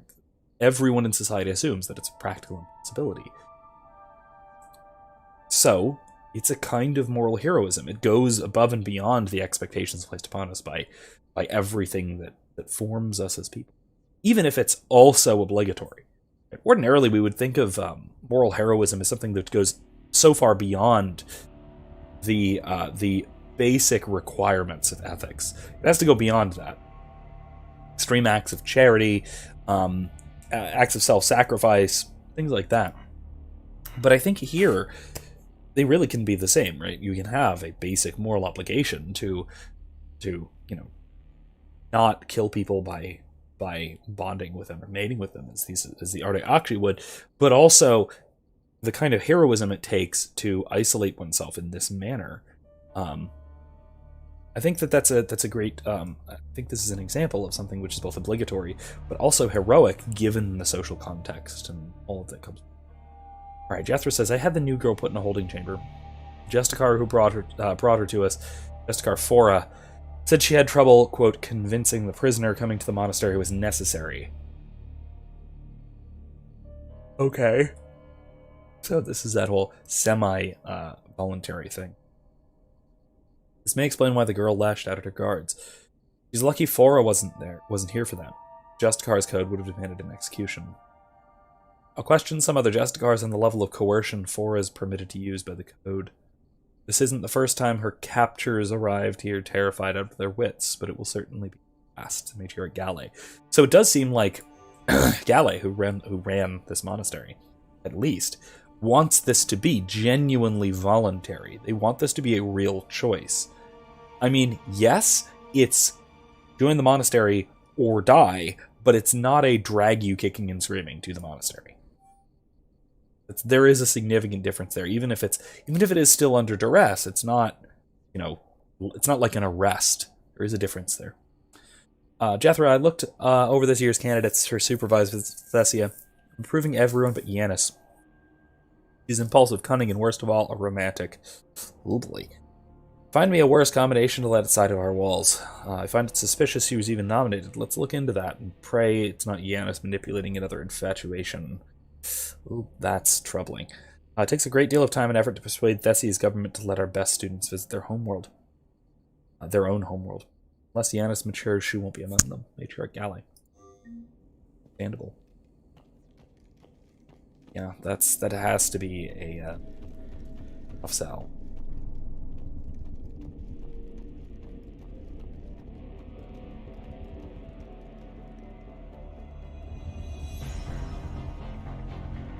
Let's retreat!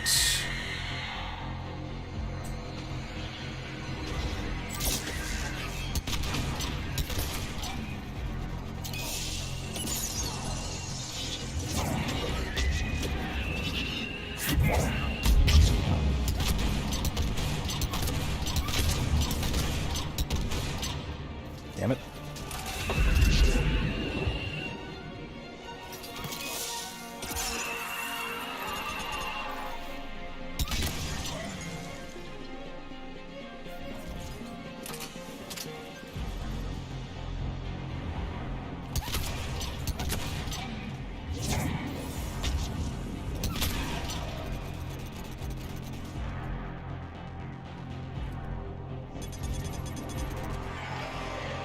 Where are they? Let's see it.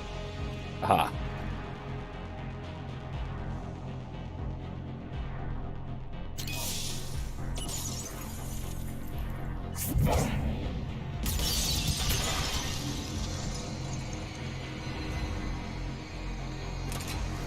Is that it?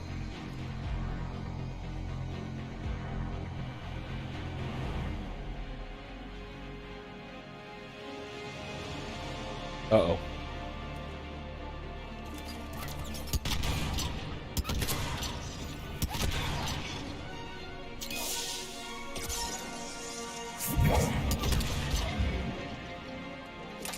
Okay.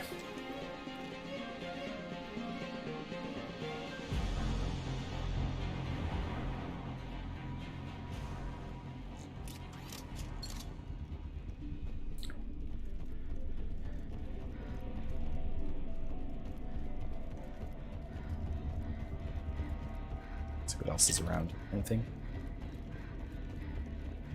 Look at. Once again, this is all just, like, gorgeous.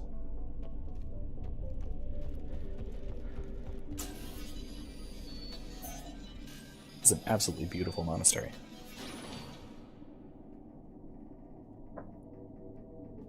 Here below where we were before.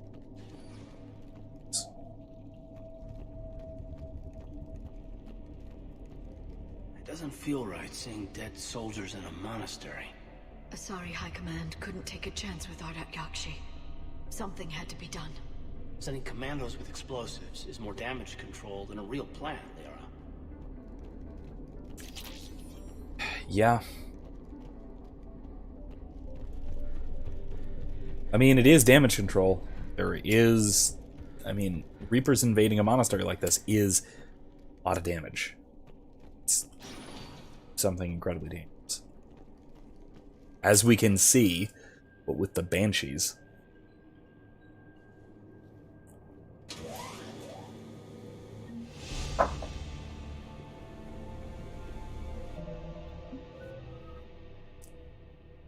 Let's see about fitness. Do we want to finally get Lift Grenade? I don't want to. Recharge speed, so I can just spam throw, no delay at all. Might be good. No, let's do health and shield.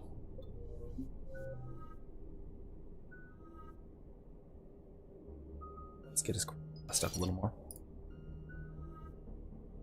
Let's wait for warp.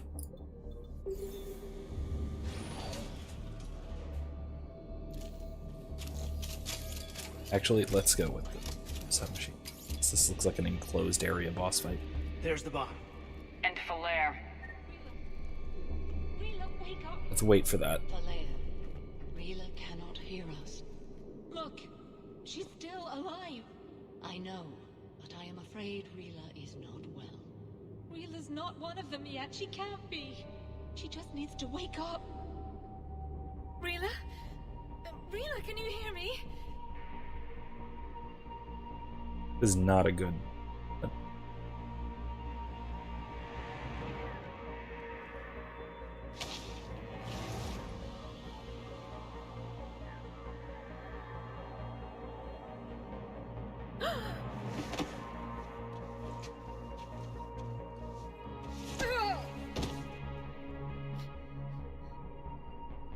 Why did she do that? Because they've begun to turn her into one of the Reaper's creatures. I'm sorry.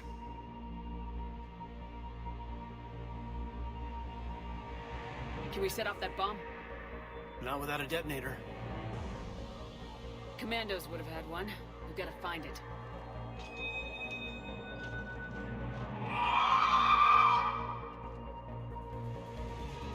Later. It's, oh,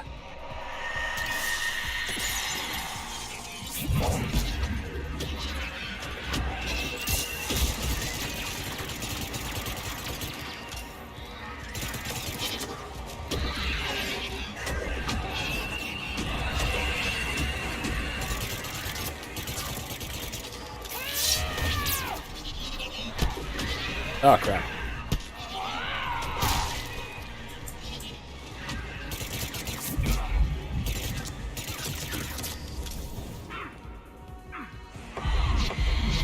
Oh.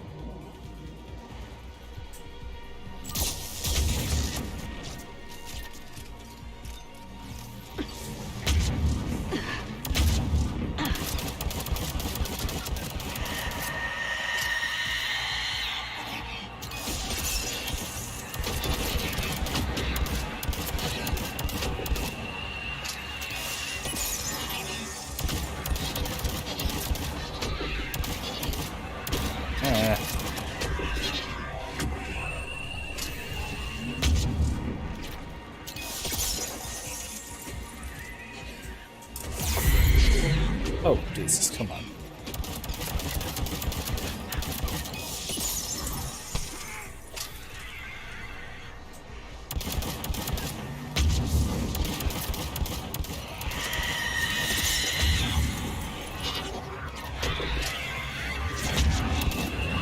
There we go.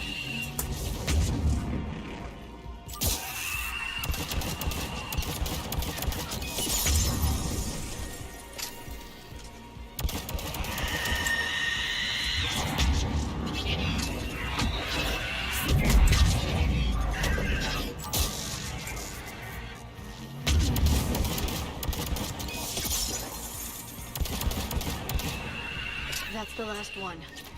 For now. Let's Let's get back to that bomb. Okay. Yeah, I don't like fighting those in close quarters at all. They're fine when I can snipe them. I mean, they're not fine, but they're tolerable when I can snipe them.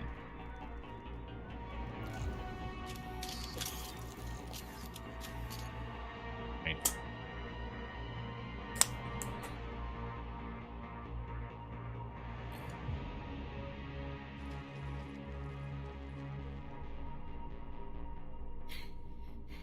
Falaire, go! Take the elevator! Rila, what are you doing? It's too late for me. There are hundreds coming. Just go! Hundreds. That's... yeah, not good.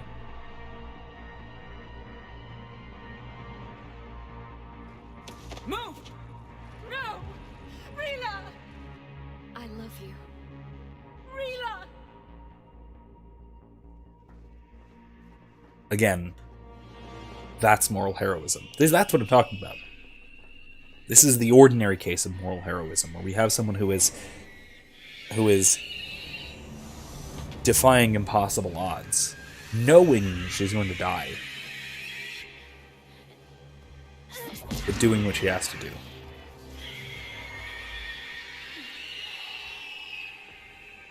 Doing the right thing to save her mother, save her sister, everyone who came to save her.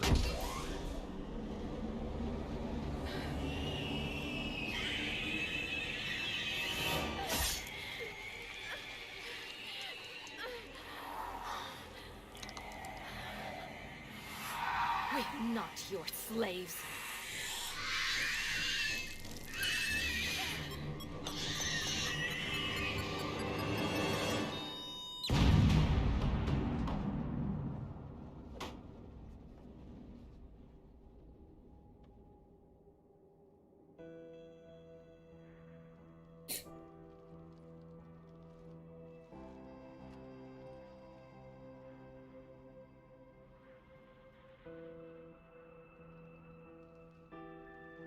Rila, there wasn't even time to say goodbye.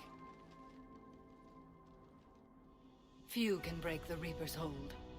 Rila's will was extraordinary, as was her love for you. We left her to die.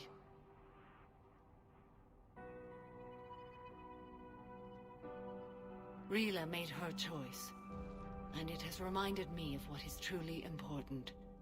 Why I swore I'd lay down my life. What is that? Falaire, the code demands an Ardat Yakshi cannot live outside a monastery that no longer exists. What are you doing? I'm sorry, Shepard. By the Justicar's code, there is only one way to save Falaire.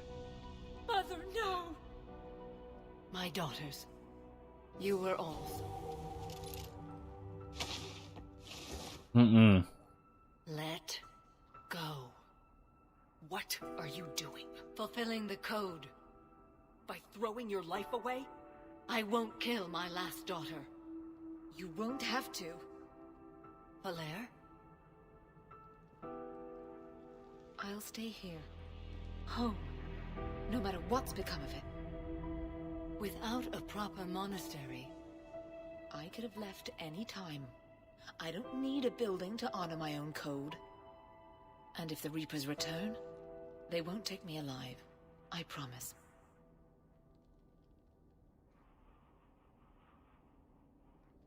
Then, the code permits you to stay, as you are.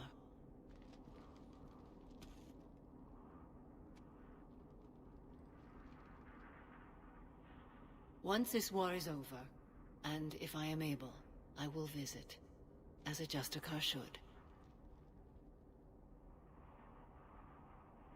That is very stoic. Justicars are in large part, or not in large, but at least in part, is what we see. Based on the Stoic Sage. With an absolute commitment to justice, an absolute commitment to how the world ought to be, making the world the way that it ought to be, within the scope of one's power. And that's especially the case where if one cannot do what is right, the Stoics were not opposed to suicide. In fact, they thought that it was morally obligatory in some rare circumstances. And I think this is the kind of thing that would be. That is incredibly. Let me put it this way as well. This is another reason why, let's say the natural law, I think, but beyond that in particular, the Mosaic law forbade oath-taking. Because if you take an oath,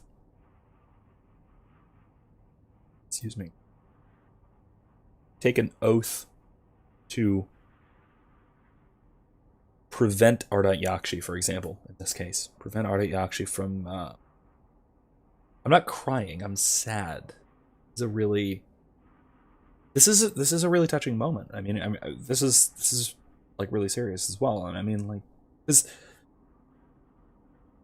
Now, there are points in this game where I sometimes cry. I haven't on stream yet. I'm almost surprised. I guess it's the audience thing. I usually will shed a tear or two at Morden's death. To be perfectly honest, I usually will there. And there's still a little more to come. It's possible. It is possible. And of course, even Thane stuff. But man, but like I tell you, this really illustrates, like I was saying, why we don't take solemn oaths. Because if somebody like Samara, if you swear to uphold the code, and part of the code includes to give your life to be sure that no Ardat Yakshi can leave a monastery, can exist outside of a monastery, then what do you do when the code requires you to both defend the innocent, because Falere is innocent, but then also to ensure that no Ardat Yakshi can live outside a monastery? You have contradictory moral obligations. And the reason you have contradictory moral obligations is because you agreed to one of them. You took on one of those obligations voluntarily. She volunteered to uphold the Justicar Code, which includes the whole Ardat Yakshi cannot exist outside of a monastery thing. Lara Croft, hi, good to see you. Thanks for joining. You know, and again, this is why Old Testament law, and this is contentious, but I would even agree the natural law forbids solemn oath taking. Especially unconditional oath-taking. Now, if you swear to, for example, do what one... if you swear to do something which you know is already morally obligatory, there's no problem with that, because you already have a moral obligation to do it. If you swear to do something conditionally, right, if there's an unless to it, or something like that, that can be fine. But an unconditional oath like the Justicars take, this is opening the door for moral dilemmas like this.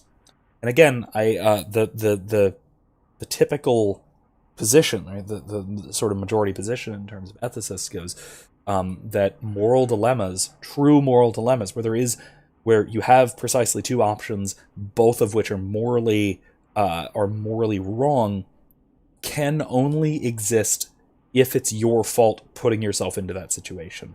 Otherwise, it can be at worst, you are not culpable for the choice that you make because you're put into the situation involuntarily, sort of thing. I kind of am a little hesitant about that. I do kind of think that no-win situations are possible, like morally no-win situations. They are possible because, it's a fallen world. Tough. That sucks, but that's how it is. The world has fallen, and so are we. So sometimes there's a morally impossible situation. Maybe you made a mistake without knowing, maybe, and that was due to your own fault, but you didn't know it was your fault, and yada, yada, yada. Right. Still, I do tend to think that that's at least possible. But in a case like this, right, making an oath like this just opens the door for moral dilemmas like this. Possible situation where Samara has no choice, right? Letting Falere live goes against her code. Killing Falere goes against her code. Killing herself means that she does neither. But she doesn't violate her oath. It becomes her only option. Which, again, is, you know, dark and awful. But again, it's a result of, again, I would say maybe a too wholehearted acceptance of an oath like Justicar Code. I'd understand if you wanted to help Falere rebuild a home here. It must wait now that I can help oppose the Reapers. I'll speak with Falere, then join your forces. If you'll have me, of course. I'd be honored. Of course. The honor is mine, my friend. I mean, she helped last time. She is one of the most powerful Asari matriarchs in the galaxy, so... Right, Commander. I'll just follow the smoke. Oh, rude. True. Hopeful. I read your report, Commander. We had no idea the situation had deteriorated so quickly. That's why I set off the bomb. May the Ardat Yakshi find rest. What the Reapers did to them was monstrous. I had another team of commandos headed to the monastery who I can now formally transfer to Admiral Hackett's command. They'll serve you loyally, Commander. Farewell. Commander, Admiral Hackett's available on Midcom. Let's talk to Hack. Commander Shepard, something you need to talk about? What about the extra help we picked up along the way? The Krogan and Turians have obviously been a big help. Urdnot Rex running the show is a bonus for us. And that female Krogan you rescued is rallying more support from the other clans. I'm glad you disabled that bomb on Tachanka. We could have lost a lot of Krogan support as it is. We picked up some Turian troops. Good to hear. What about the Asari? Since the coup attempt, the Asari have stepped up to the plate. They're committing fleets and sending a science team to work on the Crucible. Almost surprised. And believe it or not, they promised us the Destiny Ascension. They haven't forgotten you saved it 3 years ago. Nice. Destiny Ascension being by far the biggest and most powerful dreadnought in the galaxy that could almost go toe-to-toe with at least a Reaper Destroyer. Maybe not a dreadnought. But could stand up to could do some serious damage to a Reaper Dreadnought. Let's at least say that. What about the Rachni? I wouldn't have believed it, but the Rachni are helping us build the Crucible. You're kidding. Turns out they have a knack for weapons of mass destruction. In hindsight, Who'd have thought? I guess they'd know a thing or two about waging a galactic war. No problems with them then? Other than scaring the hell out of our engineers, no. Not a lot of small talk going on there. How about the Solarians? They sent the entire fleet as a thank you for rescuing their counselor. I guess they managed to overlook the genophage cure. Yeah, the Rachni, I also brought them into the tabletop as well in a couple of ways. One is just sort of, part of society now. Mostly the small ones. Because if you recall, like, especially in the first game, there are these little ones, the little Rachni look this big, that are...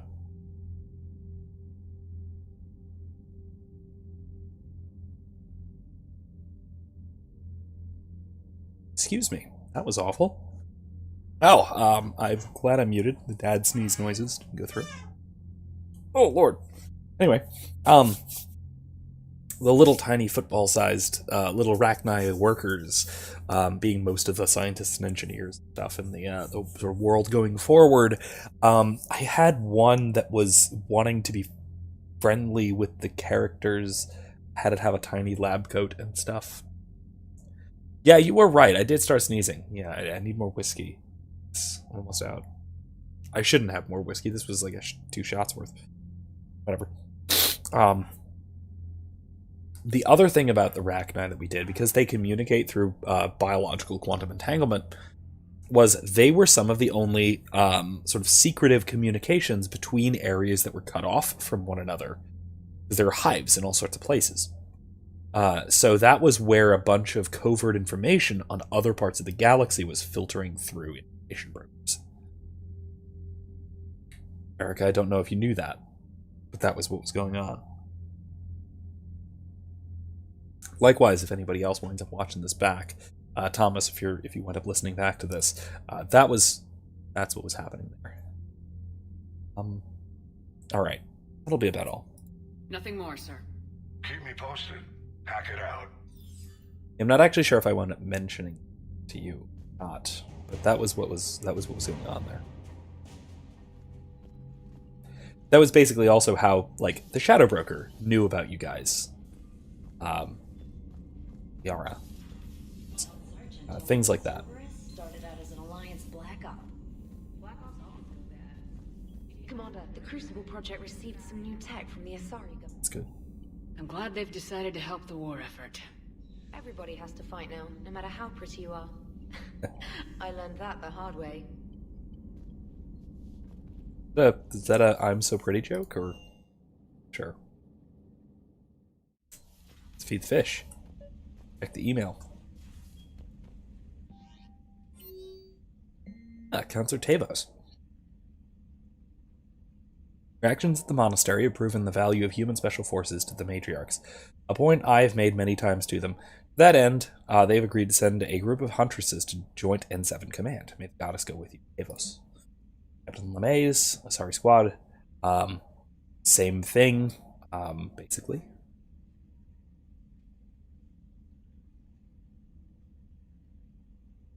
Erica says, Ben realized they had QEC like way late in the campaign.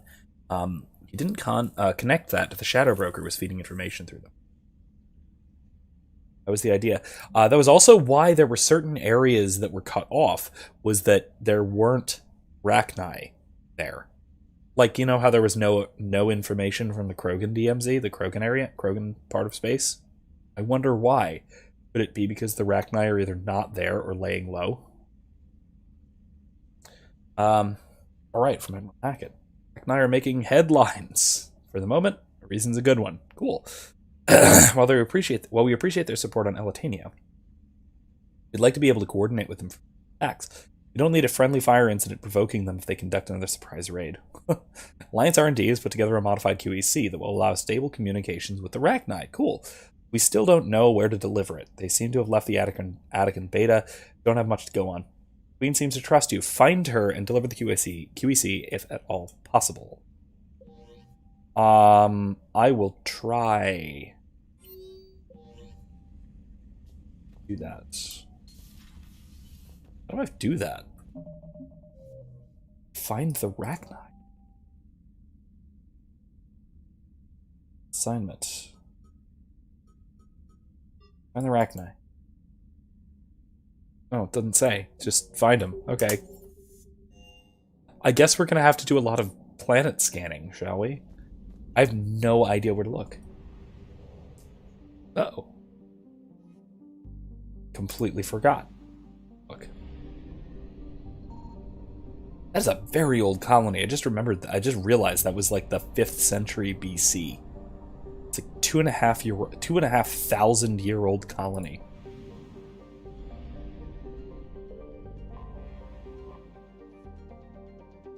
Sneezes really got to my head.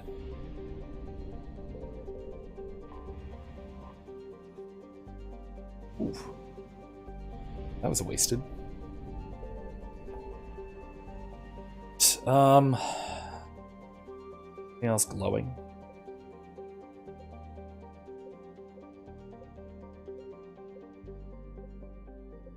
Ooh, maybe it's here. Let's do this real quick. I just happened to cross that. Athens. Alright, let's check Macedon and Sparta.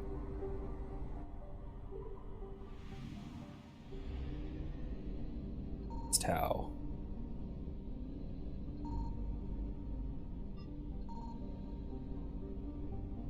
Nope. Sparta.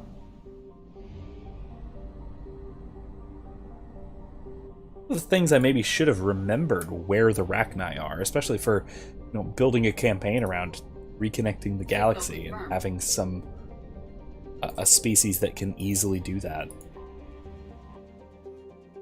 Elidus.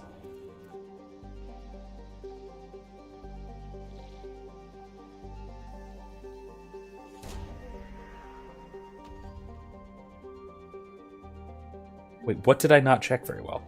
Oh, a Thresher Maw nest. Cool. Oh, that's everything.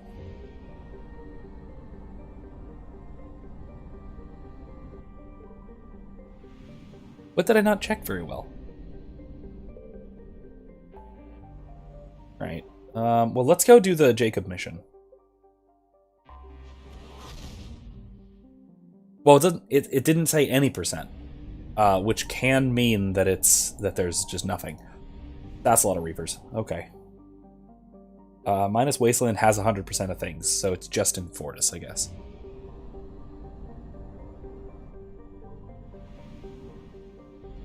What? The cluster said 100%. So if the cluster says 100%, even if an individual system does not say it has any, then that means it just, even if it isn't at 100%, that means that system has nothing, I think. Unless I did just completely miss, like, the up there where it doesn't say 100% when it should. It's possible, I suppose. I'll at some point go back and double check all of everything, I'm sure. Alright, let's start this. Land. Pick up some ex-Cerberus scientists. This Cerberus, let's bring Garrus and Edie. Yeah.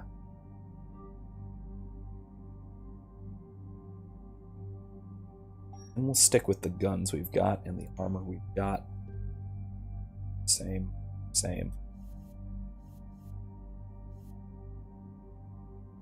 Could get a new. Alright, that's fine. Okay, overload.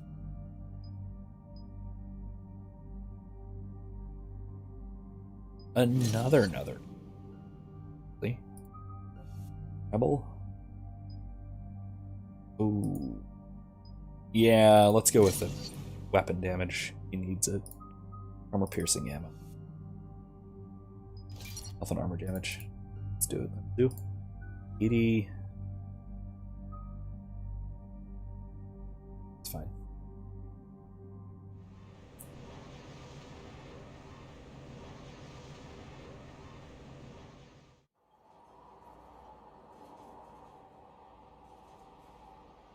What's the word? Do we know how long these scientists have been holed up out here? We have not been provided many details. Ma'am, I'm picking up chatter from a Cerberus squad engaging the supply depot. Engaging the scientists? And if I'm reading it right, sounds like more troops are on the way. Okay, set us down and get out of here. I need these scientists alive.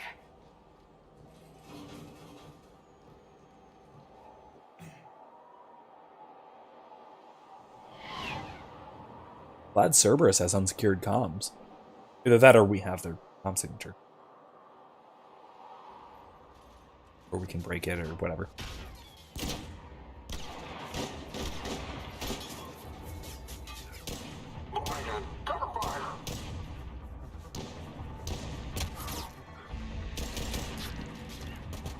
Oof.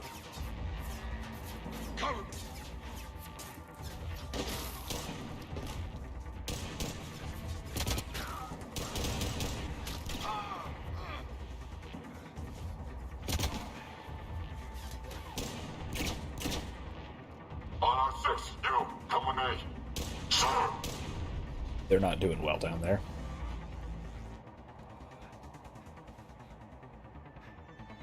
Okay.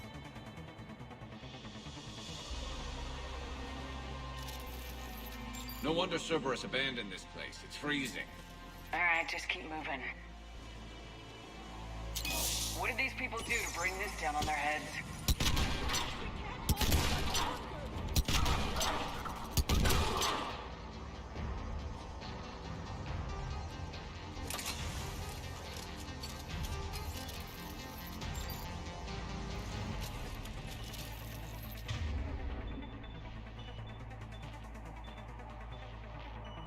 On the double!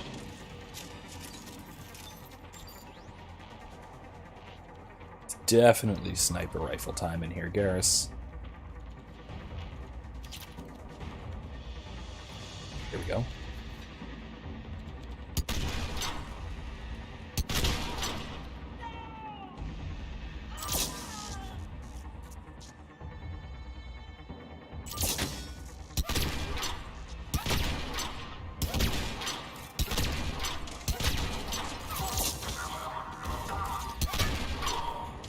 Darn it.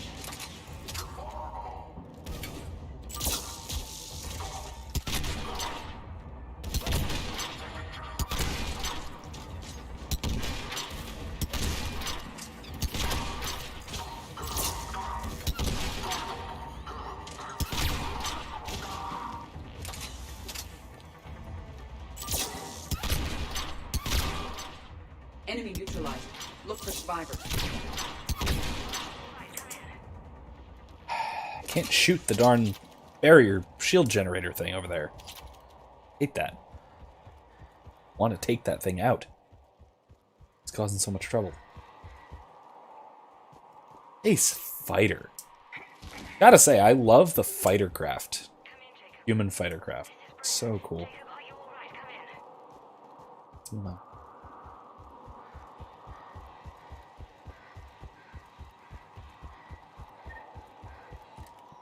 Ow. Load up. Alright.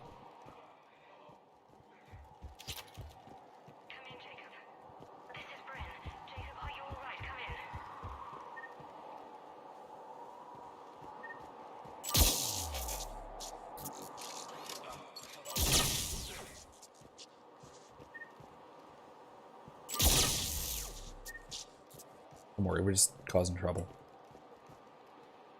Causing problems, solving problems. You know how it goes. Jacob! Oof. I'll live. I think.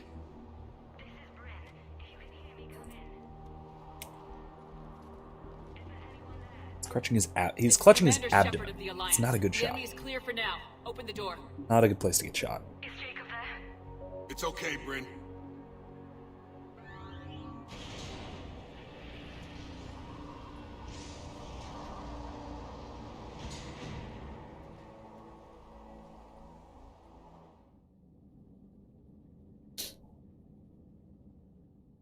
Jacob!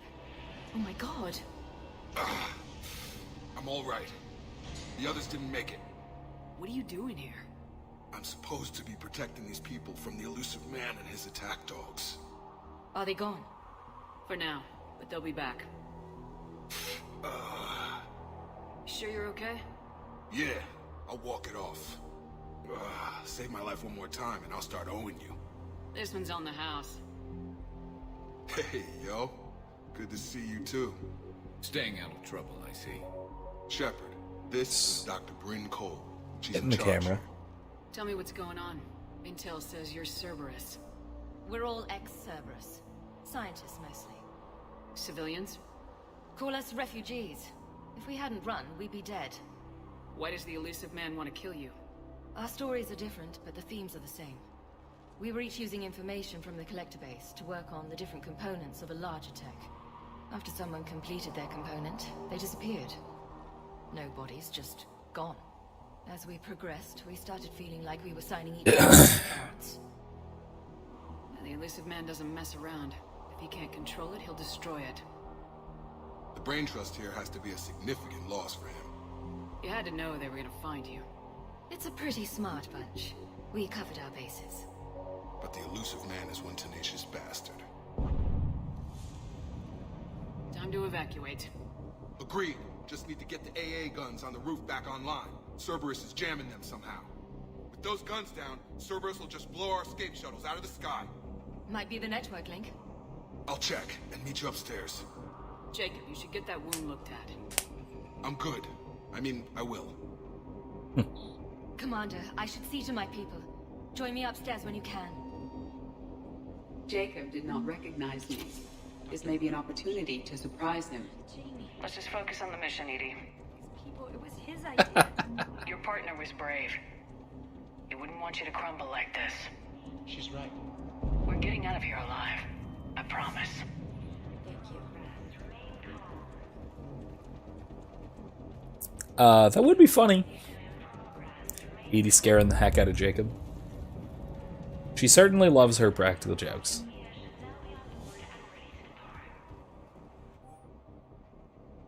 Forrest to Bren. Bren, I don't like this. I managed to get eyes on some of the research the others were doing. Getting a sense of a big picture here beyond anything we could have imagined. It's our worst nightmares. I'm gonna start sabotaging my work. That's how bad it is. We need to meet up and talk ASAP. So that's before they left, I guess. Yeah. Oh, someone familiar. Commander Shepard, Dr. Gavin Archer. We met on Project Overlord. That's one way of putting it.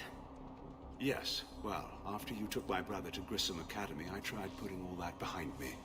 I don't suppose you have any news from there. I've heard rumors the Academy is in trouble. There's a let him worry option. Oh man, that's just cruel. That's just cruel. No, let's not. I was at Grissom Academy. Cerberus tried abducting the students, but David's okay. Oh, thank God. Commander, you have no idea what that means. It's a little late to start worrying about his safety now. I never stopped. I know you think I'm a monster, and you're right. Not a day goes by where my dreams aren't haunted by what I did to David. All I can do now is hope that one day he forgives me. Yeah, if you recall, his brother, his severely autistic brother, could communicate with Geth, and so he was plugged directly into the Geth consensus and went completely mad, and was basically horrifyingly tortured as part of the process. That was when we started to realize there was a lot wrong with Cerberus. I apologize also for the coughing. I've got it's that whole sinus pressure thing that, you know, hurts when you cough, kind of. Or man flu, you know how. What are you doing here? Again, not the coof, thankfully. From the path. This was my only refuge. As a boy, I wanted to be a scientist remembered for doing right by the world, curing a disease or discovering a new element. Not a monster who tortured his own brother. What did you say to the elusive man? I told him if his intention was to work with the devil, he only had to look in the mirror. I wanted out of his nightmare. He just let you go? If it had been that easy, I wouldn't be hiding here. Every Cerberus soldier in the galaxy has orders to shoot me on sight. What happened to Project Overlord? After your intervention, the elusive man insisted I find another test subject. Someone who shared my brother David's abilities. I couldn't bear the thought of reliving the nightmare, so I destroyed all of my research. Overlord is no more. Huh. Yeah, so the elusive man was lying about having no official approval of the project. I have to go. And I'm not even gonna pretend it was good to see you again. I understand. But Commander, thank you for saving David. Both times. Did it for him.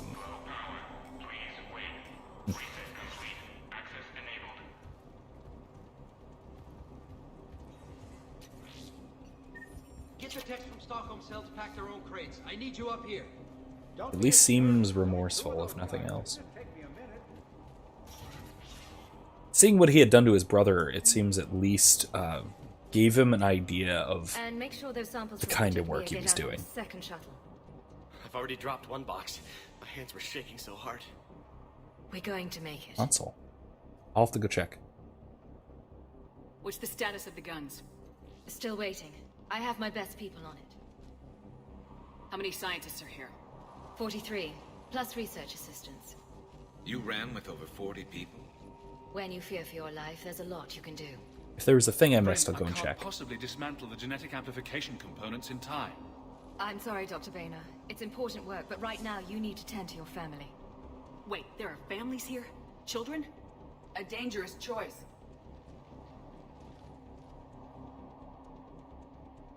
So those refugees brought everyone with them?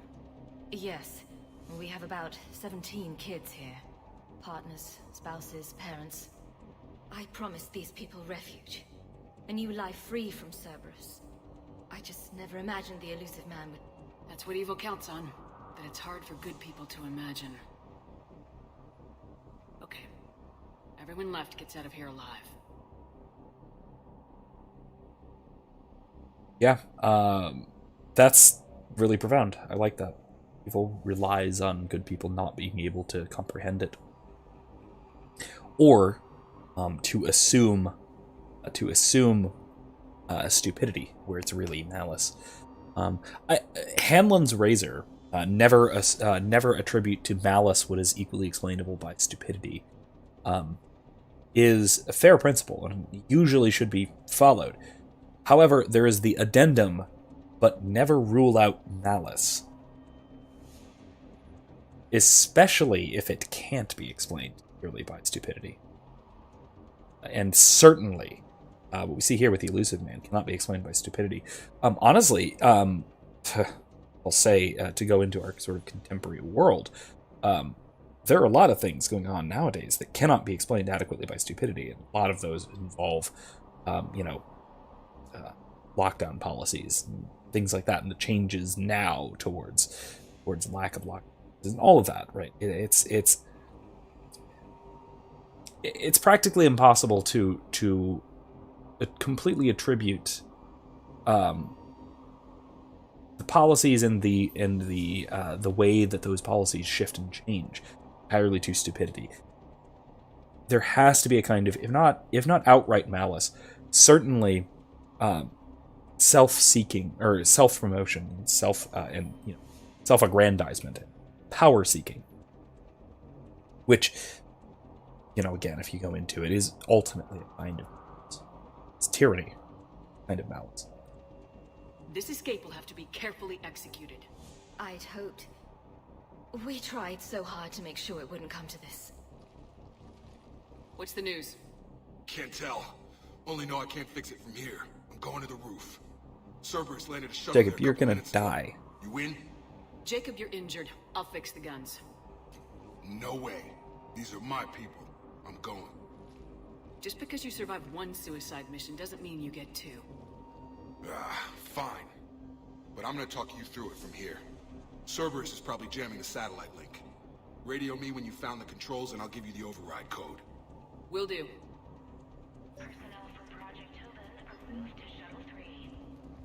Let's head back down, because I want to see what's up with that console you were mentioning. Who was it? I really hope it wasn't on the other side of the door. I may have missed it.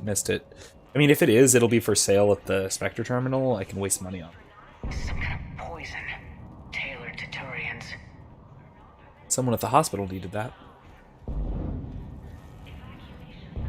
Shelling. Leave those things. Let's just get the hell out of here. Calm down. Commander Shepard's here. Jacob's help, we managed to ascertain that several of our colleagues were in fact killed.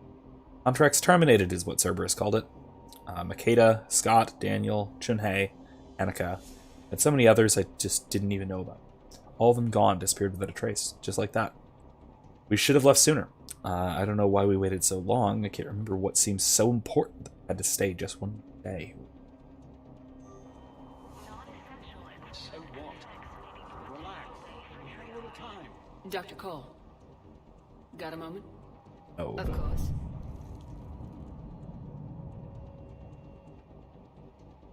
Don't you think you've put these people in serious danger? They wouldn't have it any other way. Science must never bow to tyranny. We didn't escape just to go into hiding. It does often enough, unfortunately. Where we could live and work on our terms. Love, family, they're all part of that. Even now. Otherwise, what are we fighting for? Yeah, unfortunately, academics have this tendency to bow to tyranny whenever possible, and it's something that even I as an academic I have to watch out for in myself, because it's so incredibly tempting to sort of sidle up next to the people in power and be willing to promote the regime in exchange for a nice, cushy, secure academic position, because academic positions only exist in either very stable and prosperous societies or somewhere where they can support those in power so those in power can support them. So it's a mutual parasitism. And by mutual, I mean, those in power are parasites on society, and they use the academics to help parasitize society, and so the academics become parasites by proxy. That's in a more dysfunctional society, which unfortunately we're kind of shifting more and more in that direction, it would seem, academically at least. But yeah, it's either, like I said, a wildly prosperous society can afford to have academics, and entertainers for that matter, or academics and entertainers for that matter wind up in this sort of parasitic relationship. So no, academics really, really have a tendency to bow to tyrants. Scientists included, unfortunately. What kind of work did you do for Cerberus? Until the elusive man became preoccupied with the collectors, I worked in physics. It was a researcher's paradise. I had access to cutting-edge tech and all the personnel I needed. The elusive man spares no expense for technical perfection. That technical perfection's almost killed me a few times. It also saved your life. Strange to That's think fair. about, I would imagine. Maybe. But then, life is full of uncomfortable ironies. Isn't everyone's? So, what's this work of yours that Cerberus wants so badly? It's based on tech gathered from the collectors. In essence, it involves dissecting Reaper-to-Collector communications. Dr. Horace Armstrong and I were working on a practical human application. An implant of sorts. Once he'd completed his component and moved on to less valuable work, he disappeared. How'd you get away? I was a loyal senior employee. There's a lot of freedom in that. When our fourth colleague disappeared, we organized and were out the door in days. And until now, Cerberus never suspected you were hiding right under their noses. We honestly thought we had it all figured out. It's humbling. That project, I think, is going to come back. We'll see. We'll see if it's the What's same your thing. relationship with Jacob? We went through a lot together. An old colleague of his introduced us. Through Jacob's eyes, I started to recognize what the elusive man had become. I guess I was so in love with my work that I refused to see the obvious. Its sponsor had become corrupt. I get that. That's why it's important to have good people around you. I don't know what we would have done without him. Thanks, Dr. Cole. I'll let you get on with the packing. Thank you again for everything you're doing for us. Let's go talk to Jacob. Come on. Is there anything else going on here?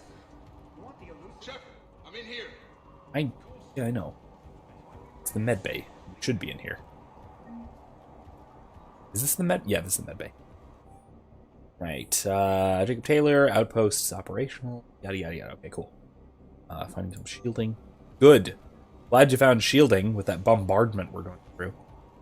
Hey, you okay? Have you been? Give us a minute. This is crazy. I didn't think I'd ever see you again. I know the feeling. So how'd you become a gun for hire? Long story. It was an opportunity I couldn't resist for people I came to care about. You seem good. You look good. These are great people. Defending their ideals, I like it. I think I found what I'm meant to do. You still think about what happened to your dad? Haunts me more like. Leave it at that. Okay. What's the story, Jacob? Why are you working at a place like this? After we got back, well, things look different when you come back from a suicide mission alive. So I quit Cerberus, I quit everything. And sat by the Mediterranean for a while. That's when I lost track of you. That's actually I did a thing about this too in the tabletop when the crew got back to Earth. I had Jacob and Zaid each had retired to their own little island in the Mediterranean off the coast of Greece, and they would just sort of shoot practice rounds at each other across the ocean for fun once in a while. And what did all the fresh air and meditation teach you? That what I choose to fight for better mean something to me. That it comes from the heart. We could sure use you. It's real tempting, Shepard, but I like where I'm at. I'm important to these people. I want a life. I want a family. Sure, I get that. No, Shepard. The Normandy's your real love. Doesn't mean I don't want to say to hell with it sometimes. But you won't. You can't. Someday. Dr. Cole? How long have you known Bren? We met through a mutual friend in the Mumbai cell. Guess I've known her for a year. We had a lot in common. Then she came to me about her missing colleagues. Asked for my protection, my help finding a place to run to. How could I say no? Who is she to you? We're together. And you run this enclave with her. You settling down, Jacob? Yeah, maybe. It's just, if these are our final days, I want to spend them protecting these people. Building a life. Whatever's left of it. Anything on Cerberus I should know about? The elusive man became obsessed with indoctrination. I know that. You ever wonder how it all went wrong? I mean, was I blind? I remember him being an idealist. How come I couldn't see the evil? Don't beat yourself up. And if you ever get that crystal ball working, give me a heads up, because I'd love to know how this all plays out. Right. I should focus on getting these people out of here. You bet. Let's get to it. So, a couple of things here. If you romance Jacob in Mass Effect 2, nothing changes here. He still winds up with Bryn after having not talked to Shepard for 6 months. So that's nice. But otherwise, if you don't, I actually really, really like him. I love him as a character, as the cool guy friend guy. You know? No match for a Cerberus force of any kind. Like I said, unless as a romance option, good lord, he's the worst. But just generally as a character, he's great. He's really great. Yeah, no, that's fine.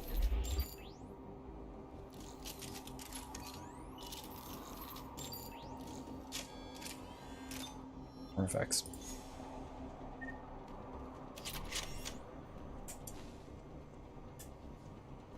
Got the jump.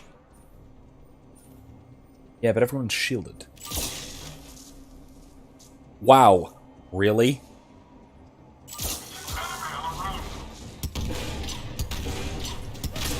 No.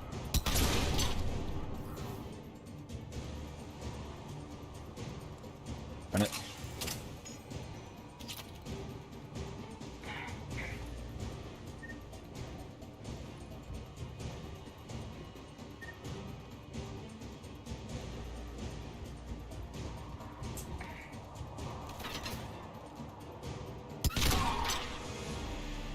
We must locate the satellite tower.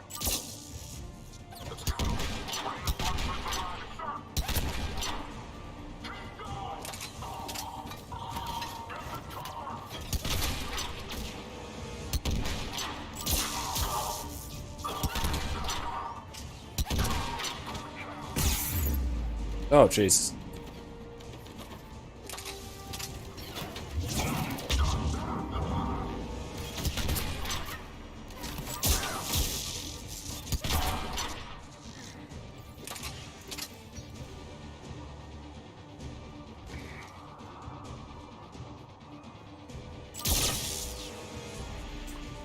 All right.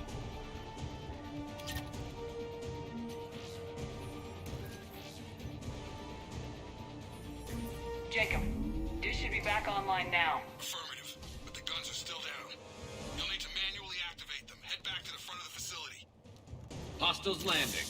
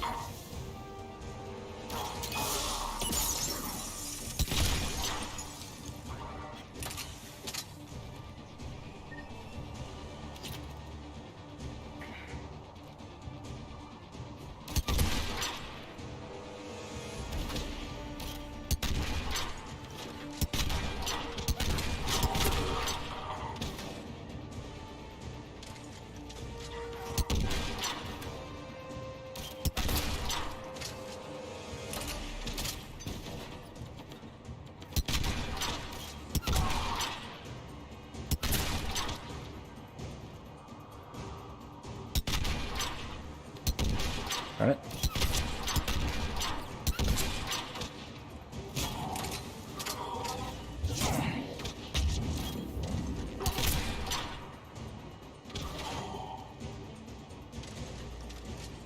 Okay. Looks like all of them. Uh-oh. It's not a good sound. Enemy on the mounted gun. Gotta get him off that gun! Thankfully, he's a god-awful shot. Move up! Keep low and find cover!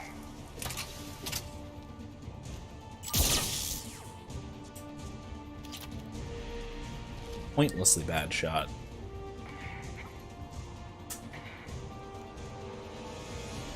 Hit him? No, but I can... That?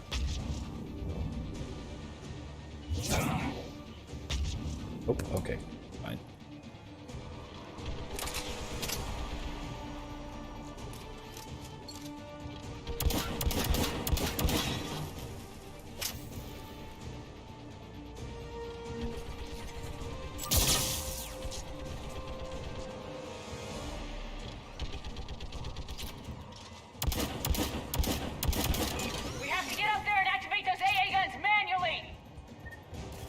Go to the side with the mounted gun first, shall we? Oh, we can't. Oh, wow. That's stupid.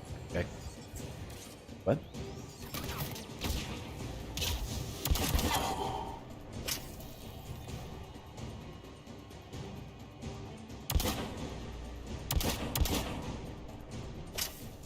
Okay, also fine.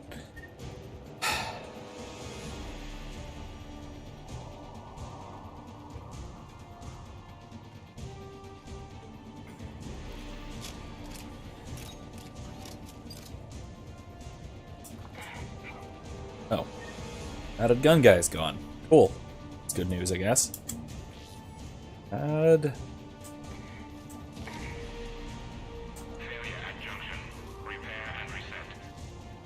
Okay, one of us has to make these repairs. Edie, do it. Edie, I need you to fix this. I will make the repairs. Ready, Garrus? Let them do their worst. Gun time.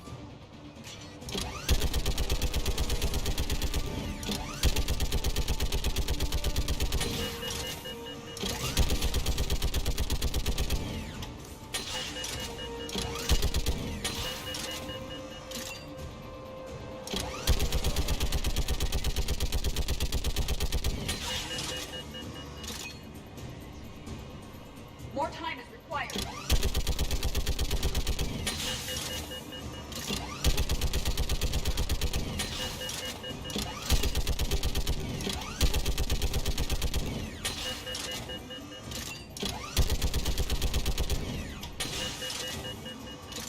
Okay.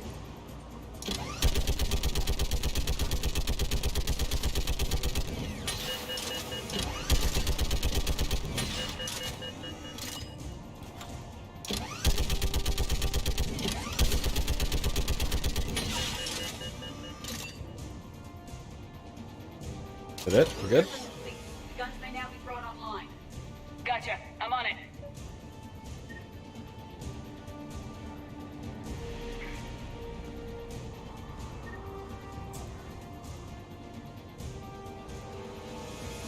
Let's do it.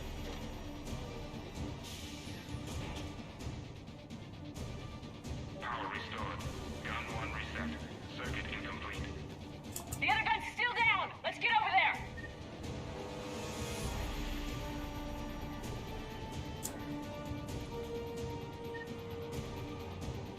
Feels like there should be enemies at us right now. There's really not. Did I do too good of a job on the mounted gun? Is that what happened? Power restored. Circuit reset. Guns operational. Okay. AA guns are back online. Copy that. Let's get these people out of here. Awesome. Okay, the guns are already picking Cerberus ships out of the sky. Where we at? On track. First shuttle is already loaded with everyone under 16. Commander, when should we leave?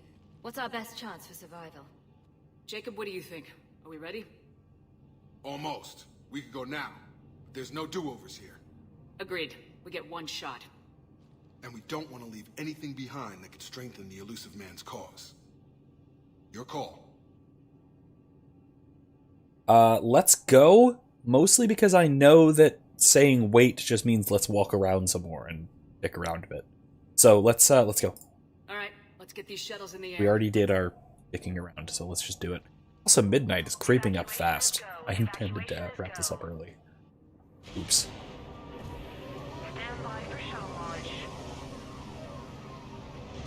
Have the guns punch a hole in the perimeter, then launch Shuttle 1.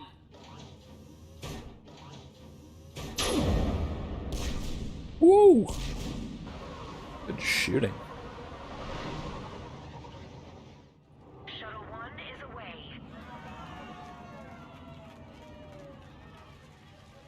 Alright, everyone here head to the shuttle bay and... Suicide fighter took out one of the guns. Cerberus troops are... Get those Oh. people out of here. Okay.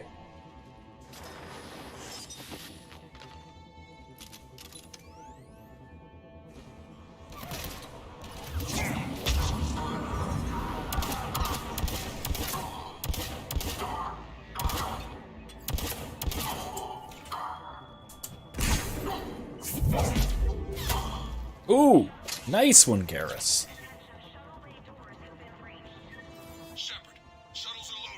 Very nice one, Garrus.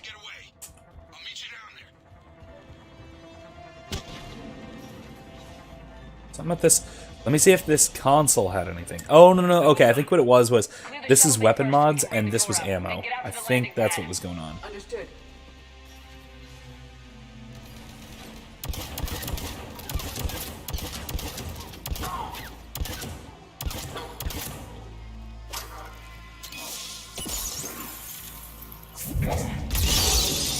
Shatter. Jacob, bring up the main door. Got it, Shepard. Will do. Here we go. Okay, let's get these people out of here.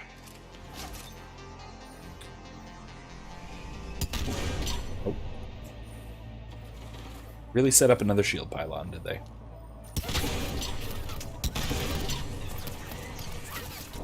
Oh! Jesus, okay. Let's do that over. Shall we?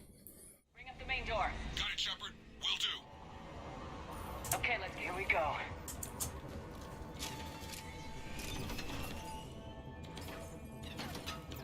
First of all, shield pylon. Second of all, shield pylon.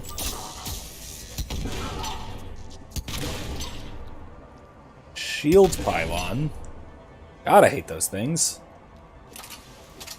Right. That it? Gotta be more. Oh. Hello.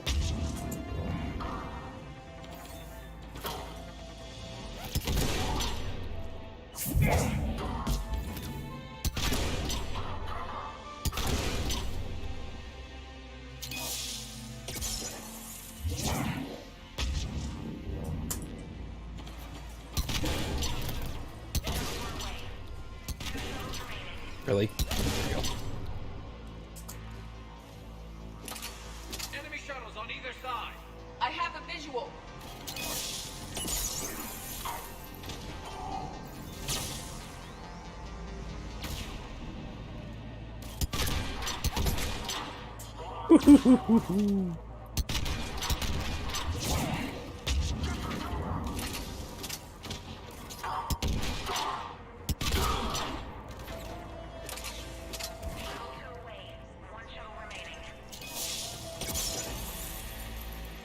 Jacob, come in. What's your status?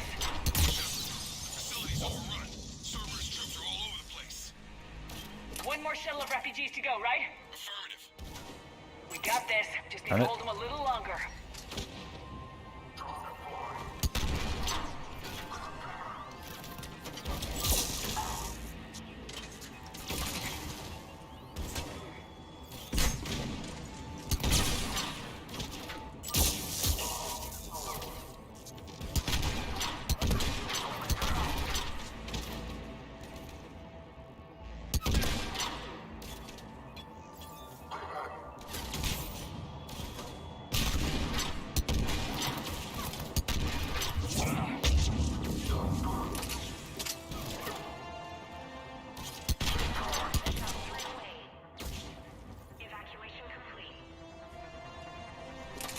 Okay. That was the last of the civilians. Shepard, heads up! The place is overrun. We gotta go. Headed to you with the shuttle. Understood. Quack! Back on stage! Jacob, hang tight. We'll clear you a landing zone.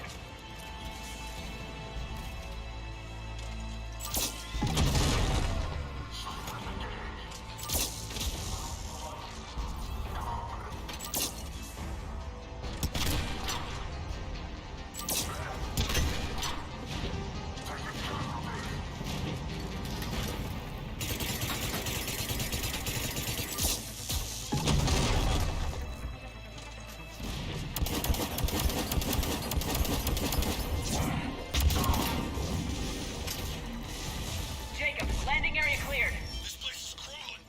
Bringing the shuttle to you. Roger that. There we go.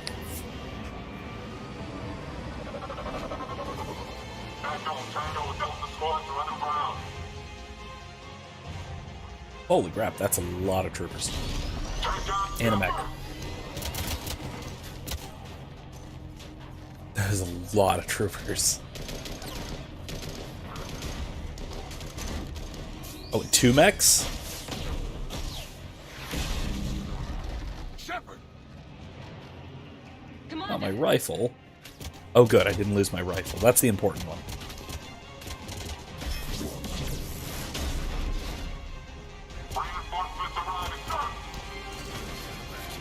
That little grin. Nice one, Jacob. Oh man. Alright. Out by the skin of our teeth again, hey Shepard?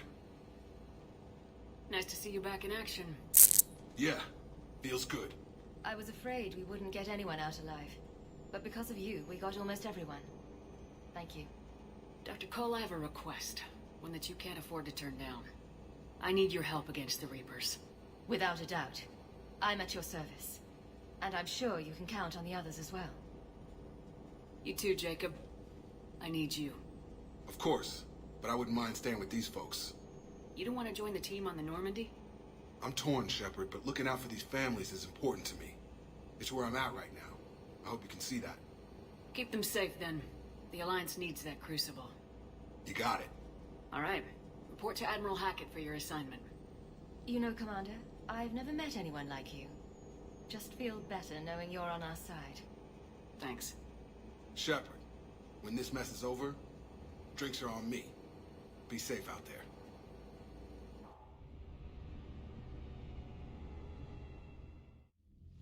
Hackett here.